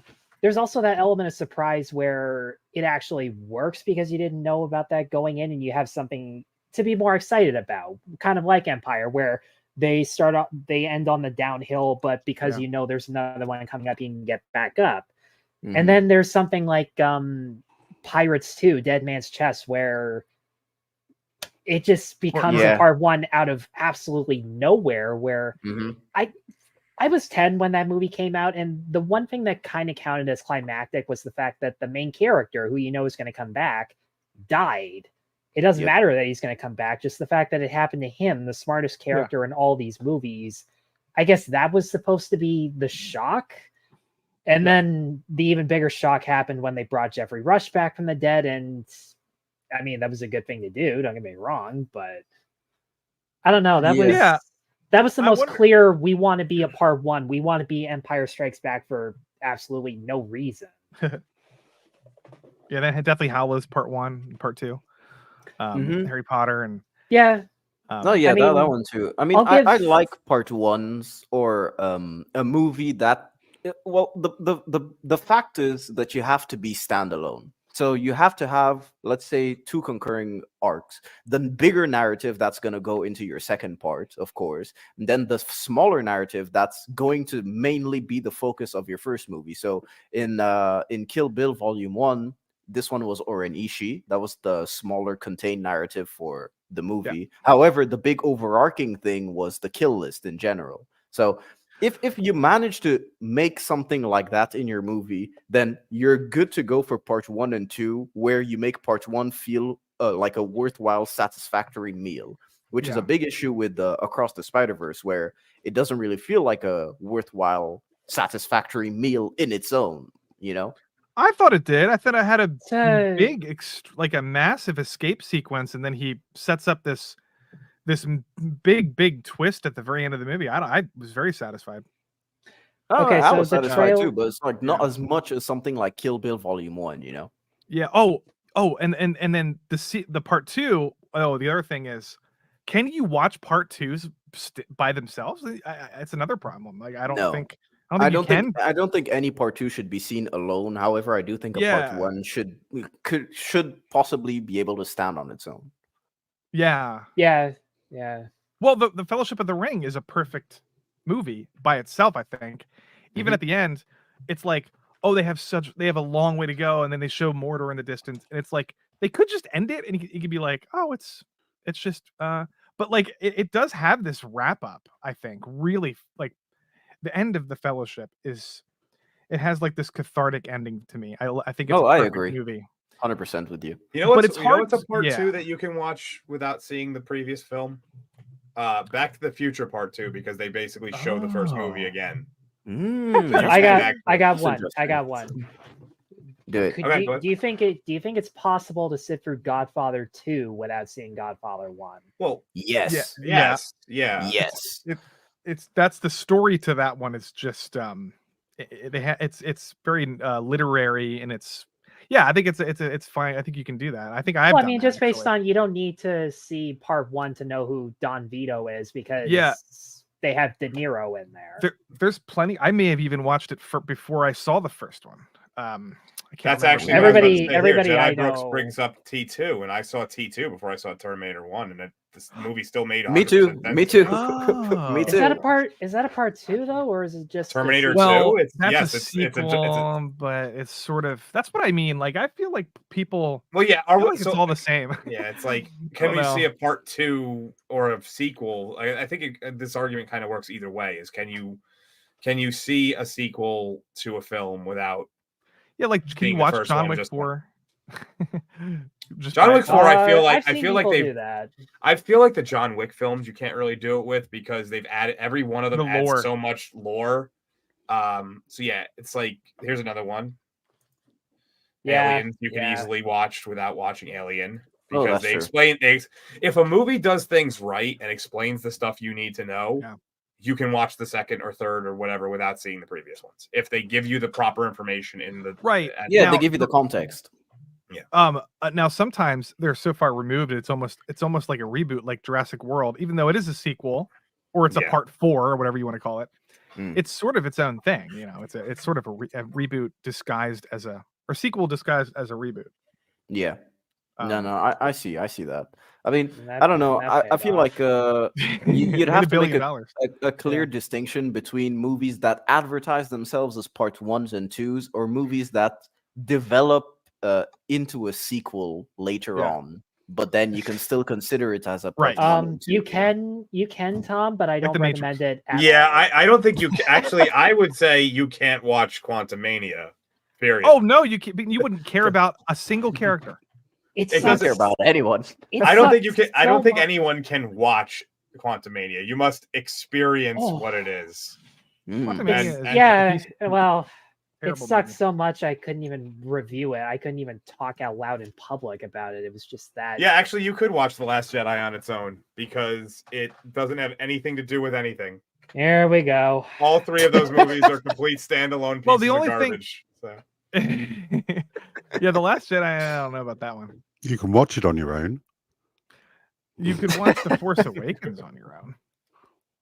And you could Yeah, just be that's like, true. you could just be like, oh, this Han character must have been a legend in the past, or I don't know anything about him, but he looks cool. Like, you could just watch it if you're a normie, and it would make I've got little cousins that can prove that theory. Yeah.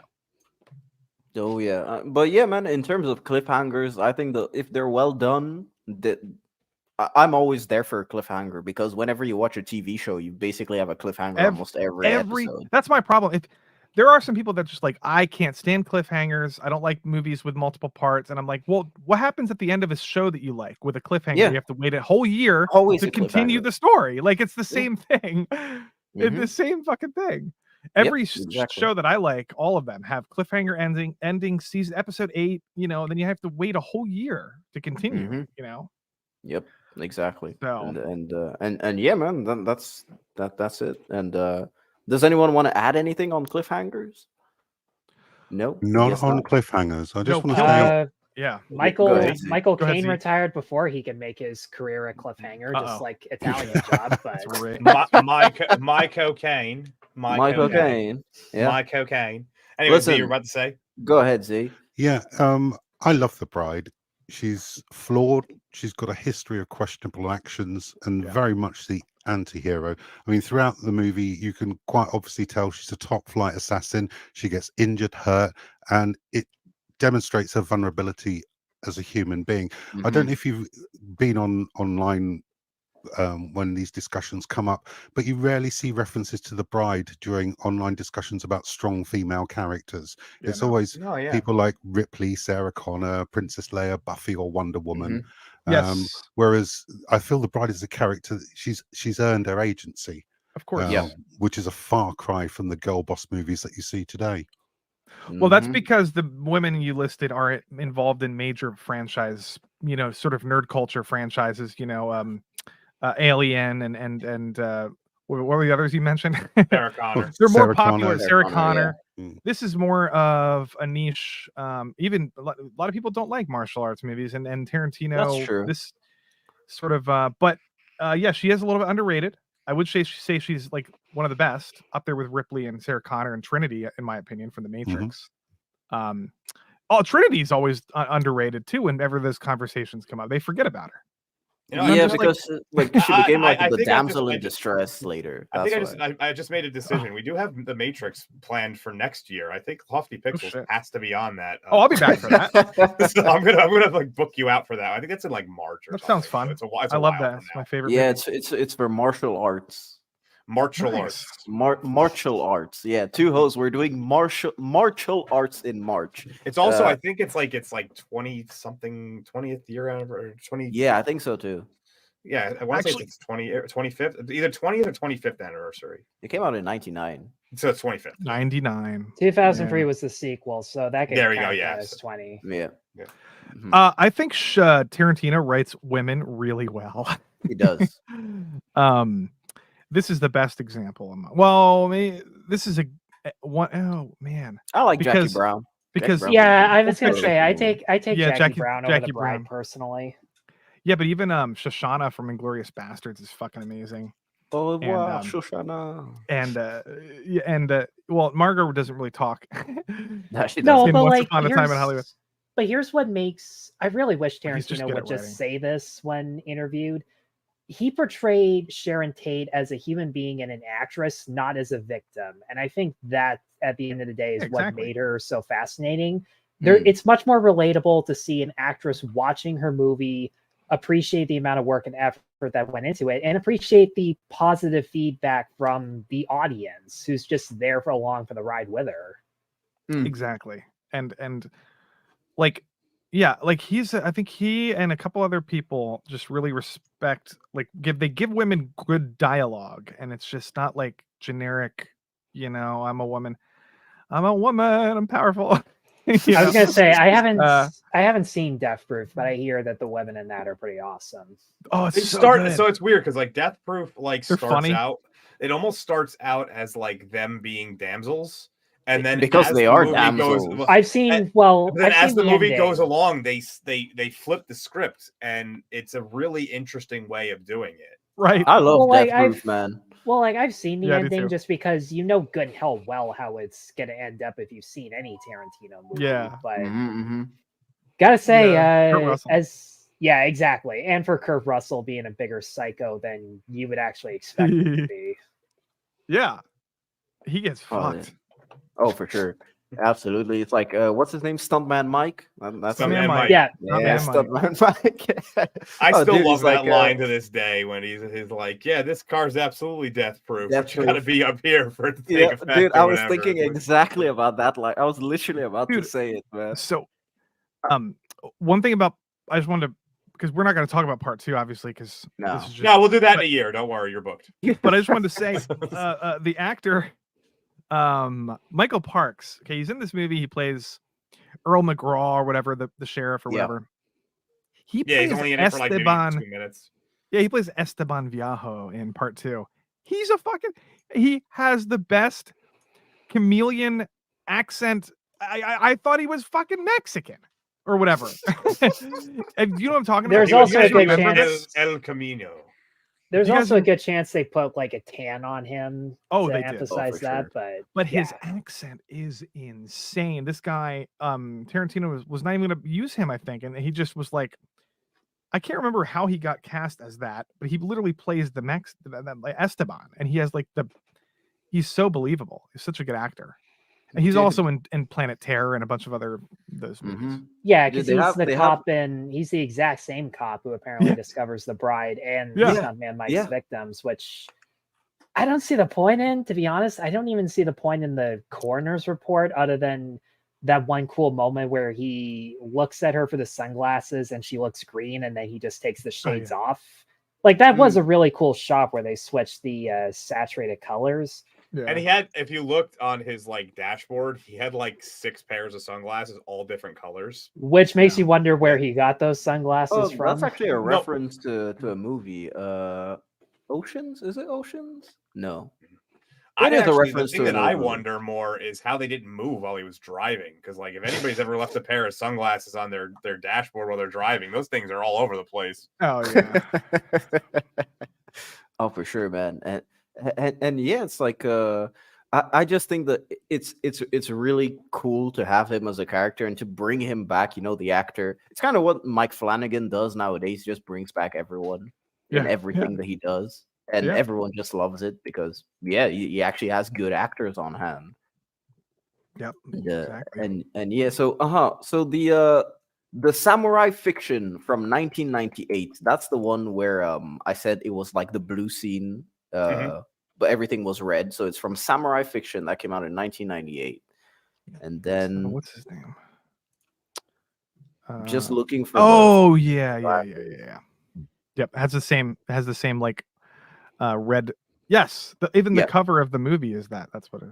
And yeah, so like that's it. They just changed it to blue for Kill Bill. And yeah, okay, so it's Gone in 60 Seconds, the 1974 version. That's the reference of the sunglasses on the dashboard. Oh, okay. Oh, Yeah, okay. That's what I was looking at. Yep. And what's your favorite part from part 2? What's your favorite scene? I'd have to go back and rewatch it. Five Fingers of Death, baby. I can answer that. The bride versus Ellie Driver in the trailer. That's so That's good. a great scene. When she just It's been like too long leaps, for me. when she just leaps through the air and the bride grabs her and just throws her for a damn wall. Like yesterday I actually reenacted that because it's just so overblown, but it's just amazing. Oh man, it's so And like good. it's literally the one scene where they actually talk together, but you still feel the rivalry between the two. No, I agree. I agree. Lofty, what about you, man? What's your favorite? I just like the line with Bud. He goes, "Wakey, wakey, eggs and bakey." That's a great line. She's like laying on the dirt. He's just like wakey, wakey. He shoots her in the chest with a shotgun. Like, oh, he's so cool in that movie. Oh yeah. What about you, Z? What's your favorite from part 2? Definitely the 5-point palm exploding heart technique. Yep, Love that's that. the same for me. It's so good too, and she does it really, really quickly as well. They used it in the new Mortal Kombat. They have a death that's exactly like that. It's some guy. Guess it's time to buy the new Mortal Kombat. Fuck it. And so just before we move on, we've got a couple of super chats that we'll do, and then we'll wrap up. So, got Waylon Bucephus for $1.99. Should I fix my AIDS or cancer first? I'd say AIDS. Yeah, fix it first. Yep. Fix it. Waylon Bucephus again. Snakes or sparklers? Sparklers every time. Snakes. I like Snakes snakes. are Sparklers. Snakes love are just snakes. are just like they just start to grow. That's it. That's all they do. There's nothing fun about that. It's just I love snakes. Snakes are the best animals, man. They're so crazy. Yes, but he's talking about the firework snakes, not Oh, snakes, what? the actual. So a snake is you like basically light a fuse and it just turns. It starts out like this flat and it just gets bigger. And it just grows. It's a horrible firework and should never have been invented. Sparklers every time. Snake firework sales are gonna plummet after this goes live, man. After it goes live, we've been live for 3 hours. Well, after it gets re-uploaded. I pulled a damn snake out of my side sewer once, but I'm still going with sparklers. Dude, I love snakes. The animals and the fireworks. Wes Kelly for $2. Peak Uma hotness in this. I guess we've already given our thoughts on that. I promised Wes that I would do a shot for him when his super chat, and I know he likes bourbon, so I went with since redemption is the theme of the movie. Oh, so nice. Redemption That's bourbon. Damn, that's a really sick There you go. combination. Nice. With And redemption whiskey and Kill Bill. Dark Hour, second shot, man. 2 Oh hours. man, again. No, I'll take the shot for you, Dark Hour. Seeing as how this is a favor for me, and I'm going to use this last sip of Pepsi to the best of my ability. The shots of Pepsi. Man, you clearly weren't on the last episode when I went on my rant about Pepsi. So. Oh yeah. no. I'm gonna have to then.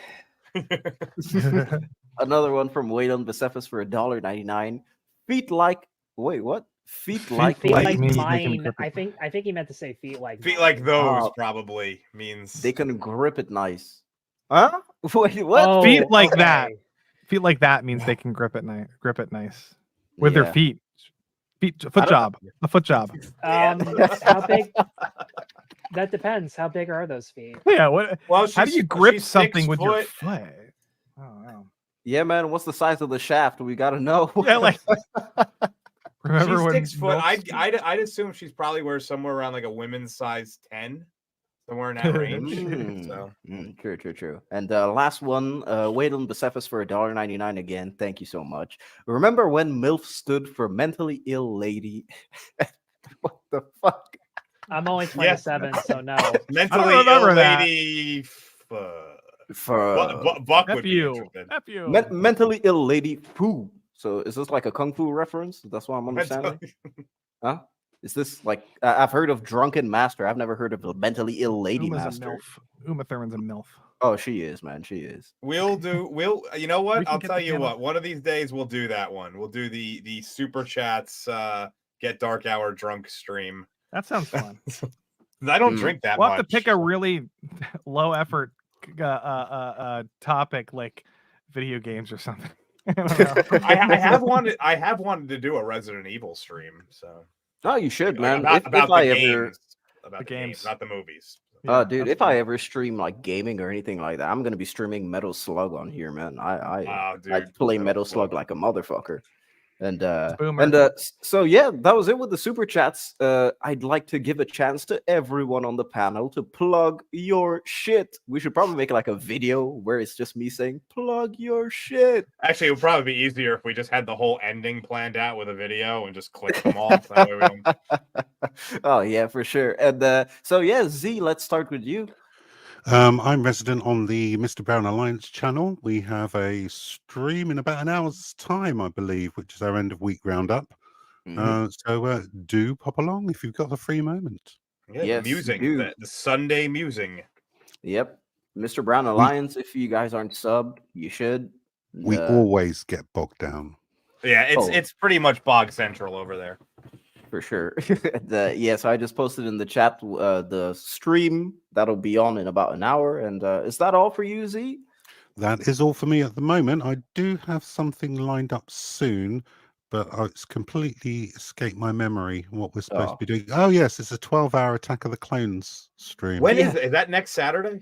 I'm not entirely sure. I think Brown's only just finished the slides. Ooh.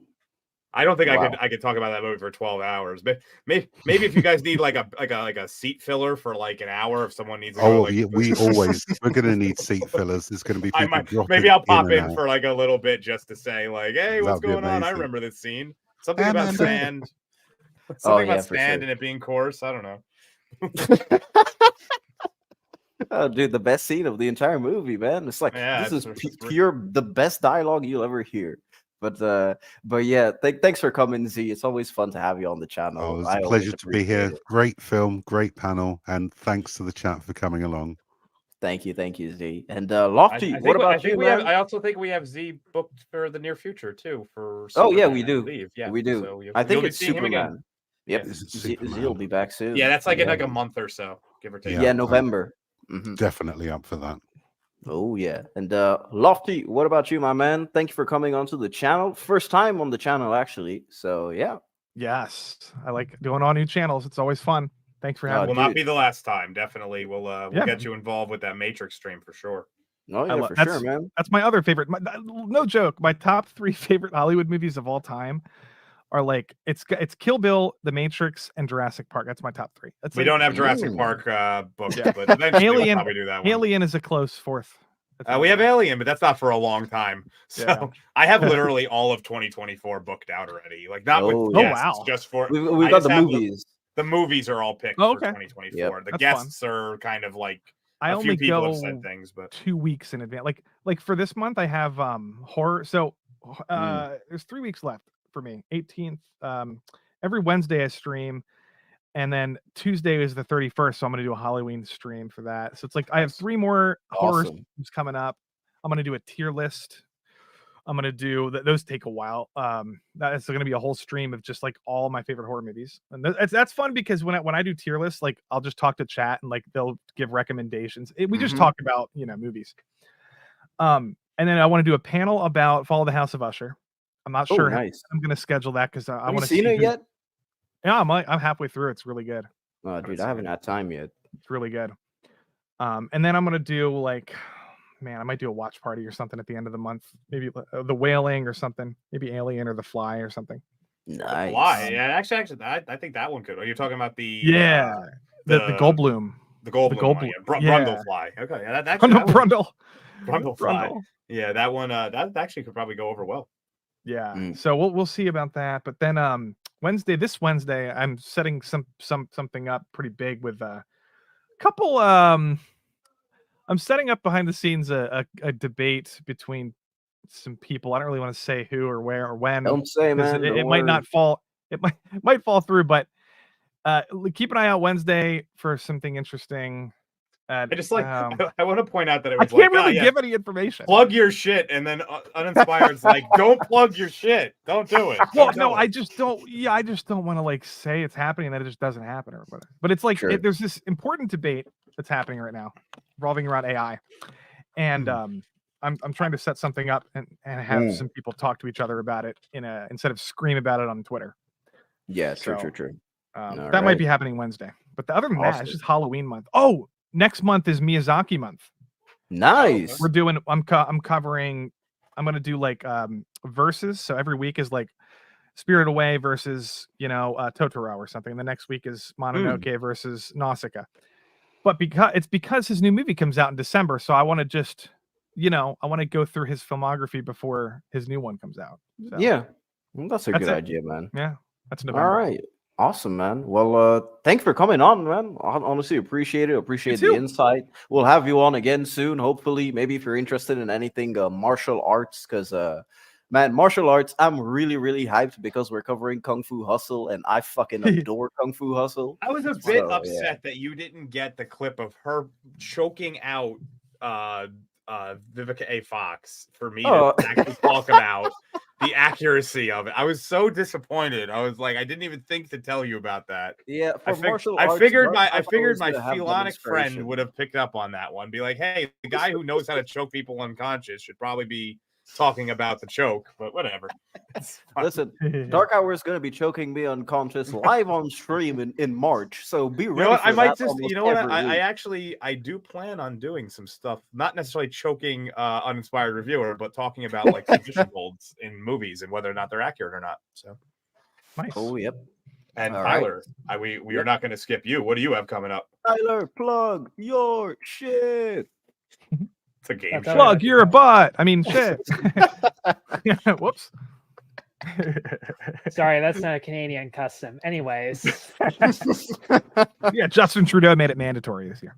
Oh, you're telling me. Well, he does that to himself and the country on a regular basis. Anyways. Coming up. Well, right now I have reviews up for a Bollywood movie that hasn't come out yet called Kill, which based on the conversation that we just had here, I think that once it comes out, everybody who is watching this, let alone who's a part of this, should check out because it is one of the bloodiest movies I've ever seen. Oh, I've heard of it, man. I'm literally waiting to watch it. Was that the one that you did, like where you tweeted about it and the actor actually reached out to you? Was that the one? Yeah. So that was pretty cool. So the villain of the movie, he either saw a tweet or he saw a Letterboxd review of it. And he ended up Instagramming a picture of me punching out his character, and I'll give context into that later on. But long story short, that video is sitting at I think 800 or so views just because of that one Instagram message. And I actually messaged him back just saying, like, I can't believe that this happened. I can't express how grateful I am. And he was nice enough to say that my reviews were entertaining for him, which, I mean, he posted a picture of me punching a mouse, so there's that about it. But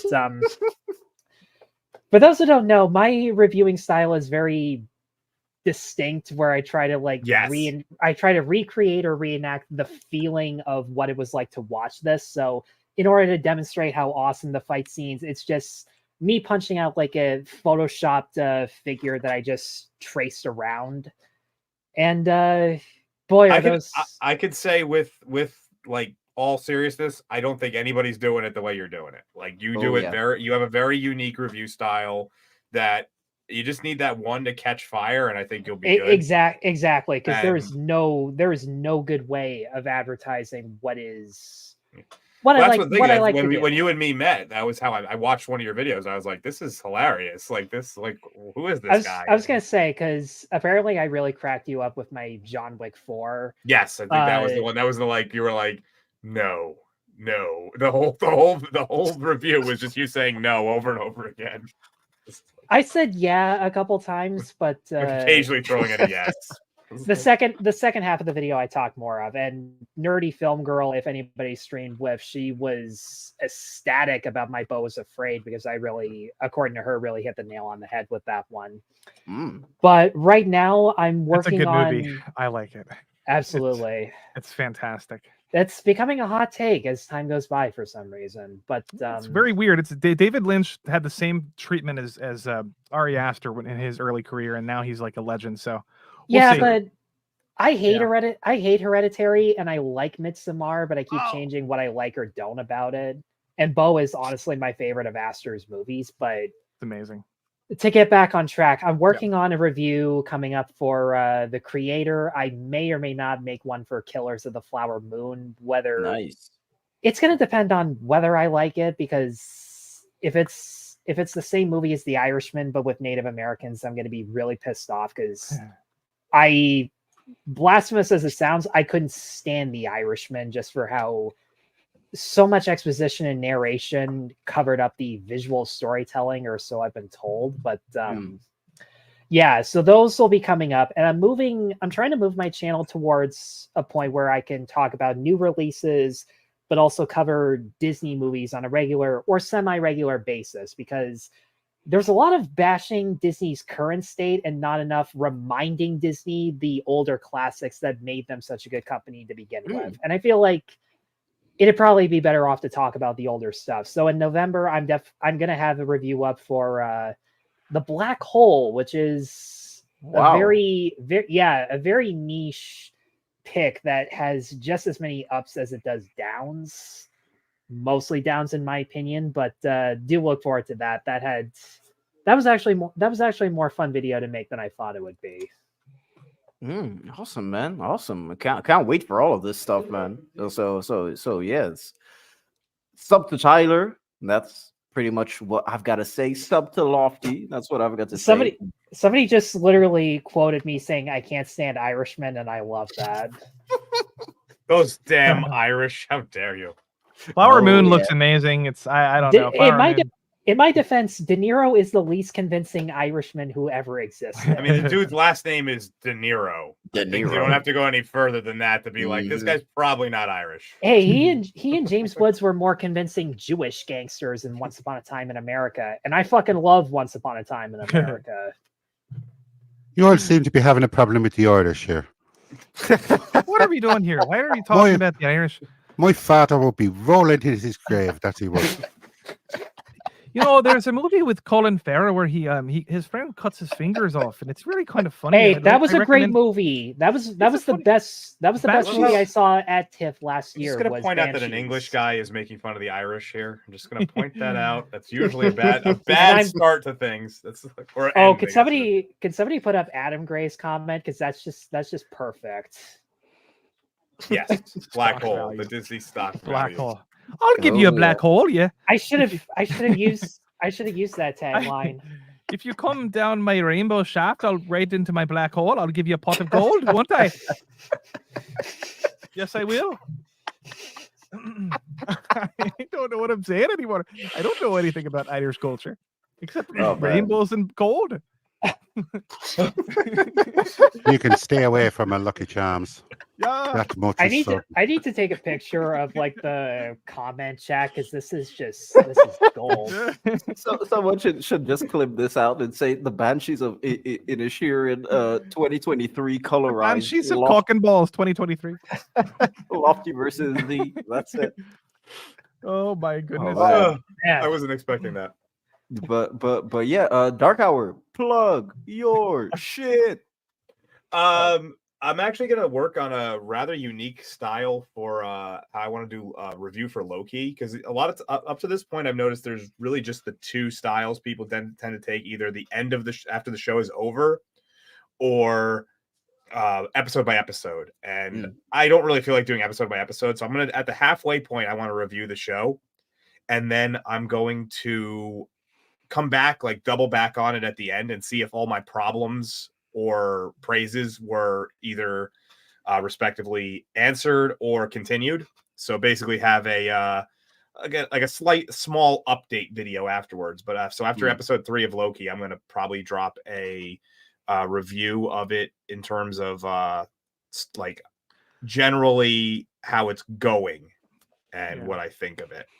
I have never done a review for a show before, so I'm trying. This is gonna be my first time trying that out. And then obviously we still have 2 hoes going on. So I will tell you, having done it a couple times, it's inherently gonna feel different than just reviewing a movie. But taking notes episode by episode, like that does help a lot in the long run.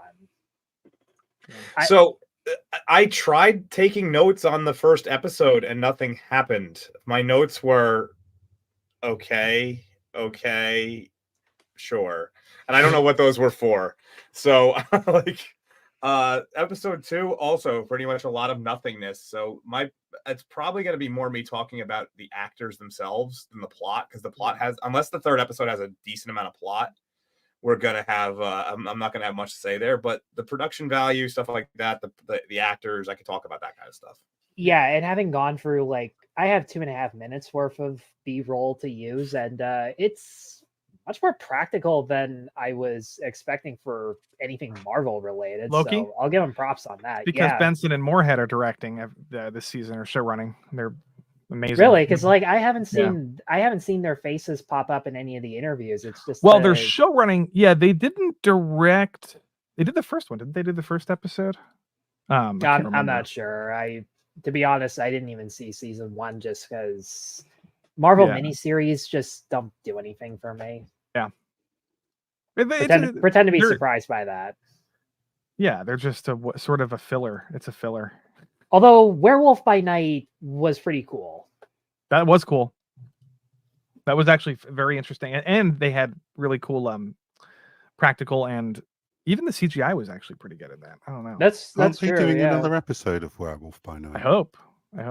That'd be great. I mean, bring back that monster. Bring back the director who. That was his first time directing. He was a composer for so many different movies and filmmakers. Michael Giacchino. He did the score for the Batman. He won an Oscar for The Incredibles. Or like he was Brad Bird's composer for a while. So I think that's why Disney like gave him a little bit of more freedom. Probably. True. Thank you, Swap Shop. Thank you, Swap Shop, for the beard representation comment. I might have a beard. Online. I know Dark Hour had one up until maybe a few hours ago, just looking at his face right now. But yeah, I tend to clean shave for these things because I have disproportionately gray beard to my hair, so it looks weird. So it's like... Sorry for cutting you off, Z. Go ahead. Oh, that's all right. No, I just checked online. Werewolf by Night is being re-released this year in color. Oh wow! That's come on. Talk about a way to milk it. Even though like the black and white with the one red magic item, like Sin City color. I love that style. That that specific items have color thing. Hell, we left. I think in volume 2, it's when the bride's in all black and white, but she has the blue eyes in the very beginning. Yeah, that's even at the end of volume 1. That's what you see. Like just for I think 2 seconds when David Carradine just says, "Hey, it's like I'm Bill. I'm here." That's right. Yeah. My name's Book, and I liked it. Oh, sorry. Party. I wonder if the Chad Stahelski's Ghost of Tsushima is going to have a color and black and white version, like both, like the game. I think they'll do it in does. black and white. They'll do it in black and white. I doubt it because he's gonna want to appeal to like box office. I think with that one, and I just don't think the studio is gonna let him do it. Even Robert Eggers, I don't think was allowed to do black and white for Nosferatu. If I'm not mistaken, the Gourd King. Wouldn't you like to know? But but there's nothing wrong with making both two versions and doing a re-release or whatever. Like for sure. That's true because Logan like Noir. Because Logan Noir has images that look so much better in black and white. Well, like Mad Max Fury Road has a black and white version on the Blu-ray. Black and chrome, yeah. Black and chrome or whatever. Yeah. And I think The Mist and a bunch of other random movies have like black and white versions. Since the stream isn't ending, if anybody has a topic they want us to talk about, sorry. throw it out there. Anybody in the chat, just throw the topic. We're just going on and on. Talking about Lucky Charms. Oh yeah. Well, you know, let me plug my shit and then we'll go. So thank you for everyone in the chat for coming by. Also, I passed 4,300 subs. I think it was today. So thank you everyone in the chat for that. Somehow you got more subs not being on your channel. I don't know. Dude, it's when I stop posting that I just go from like 900 to 4,000. So yeah, it's weird. It's like I'm jealous. YouTube was like fuck off. So yeah, and yeah. So in terms of videos, I'll have a video up in 2 days. So video's already up and unlisted. I'm just making it pass through copyright for 48 hours. So yeah, so the video will be up, will be made public in 2 days. And then after that, I've got another video next week, which will be my Halloween top 10 list. That's gonna be out. I'm trying to do it a couple of days before Halloween because there is like a specific movie that comes out on the 25th that I want to watch and see if I can add to the list just before. And so yeah, so that's gonna be it. And then at the end of the month, we've got the October 31st. It's gonna be Scream retrospective on 1, 2, and 3. And after that, the Old Boy video, because the Old Boy video it was just way too much to handle before the Scream stuff. So I just had to get the Scream stuff done. I feel like I've been making that Old Boy video for like 5 years, and I've only known you for like 5 months. I literally have over 90 pages of notes at this point. It's become a behemoth of a task. So I just want to try and recenter everything properly to Old Boy and Greek mythology, which That's kind of what happened with my my Ray Sucks 3 video. I just kind of got like stuck in a situation where I was trying to do too much in one video, and I had to like step back. I was like, I need to do a palate cleanser and try this again. Oh yeah, yeah.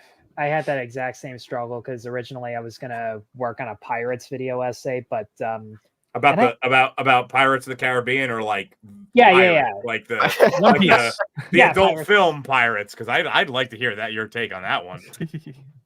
Well, I'm learning about it for the first time, so I'll get back to you. Most expensive pornography ever made. Ooh, video essays are hard. Really, more than Debbie Does Dallas, huh? Yes. Whole thing filmed at sea. Whole thing, the entire porno filmed at sea. Oh yeah, So that doesn't sound like it would be all that climactic. Motion of the ocean, Tyler. Motion of the ocean. Oh yeah, motion of the ocean, man. That's how it is. But the boats were pretty big too. So. No, you're bound to get wet anyways. And Lord Toxic, we're gonna be. I personally do one every end of the year, so this probably will be around December. Oh so best of 2023. Yeah, I'm thinking about doing a 2023 retrospective myself. The 20 always the do best, that. Always. The best of the year lists are always the most fun and the most frustrating to make. I think you need to find your niche in there. You need to find like what makes yours different than everybody else's, which is difficult. I mean, exactly. I don't know. Well, it's hard because you have to wait till like the Oscar season, because a lot of those movies aren't out and streaming until, unless you watch all of them in theaters, until like January, February. So you have to wait.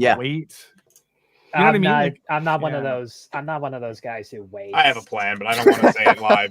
So. All right. Mainly. I see what you're saying. Yeah. No, this year's been fantastic. I think.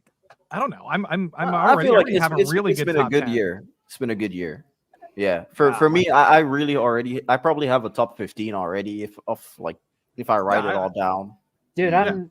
well, that's great because I'm struggling to come up with a top 10, and usually I'm a top 15 or last year I did 20 just because I thought there were. I recommend watching Tetris on Apple TV. It's really good. That's a great movie. Yeah. Really? Okay. Fantastic. This is slowly becoming the stream that's not going to end. Why is that a surprise? I don't know. It's just, I mean, we finished the movie a while ago. We might trim this all this stuff out at the end on the re-up. Yeah. And what? This will just be the after show, or we've talked. We're not We've drunk. actually talked. We've actually talked about doing that, like having stuff at the end trimmed off and like put it up as like a separate video. So maybe this will be the first time we try it. Yeah, maybe. But I mean, ours and the circle of friends we have would definitely go for that.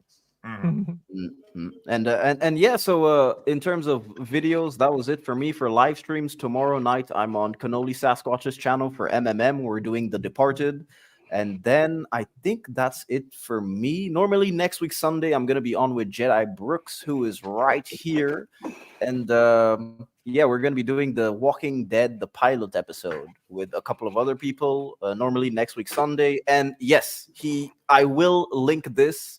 I was on Jedi Brooks' channel a couple of days ago, and we covered "Let the Right One In," the vampire movie, the original one. That's and a good one. So yeah, and I think that's it. Oh wait, Mr. Brown Alliance's birthday. Happy birthday, Mr. Brown! I know I'm a day late, but yep, happy birthday.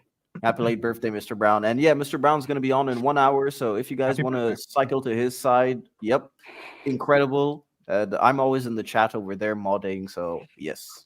I have a mod credential, but I don't think I've ever modded a single time for Brown. I don't think I've ever removed a single comment or anything. I think if I get mods for my videos, people will actually start watching them.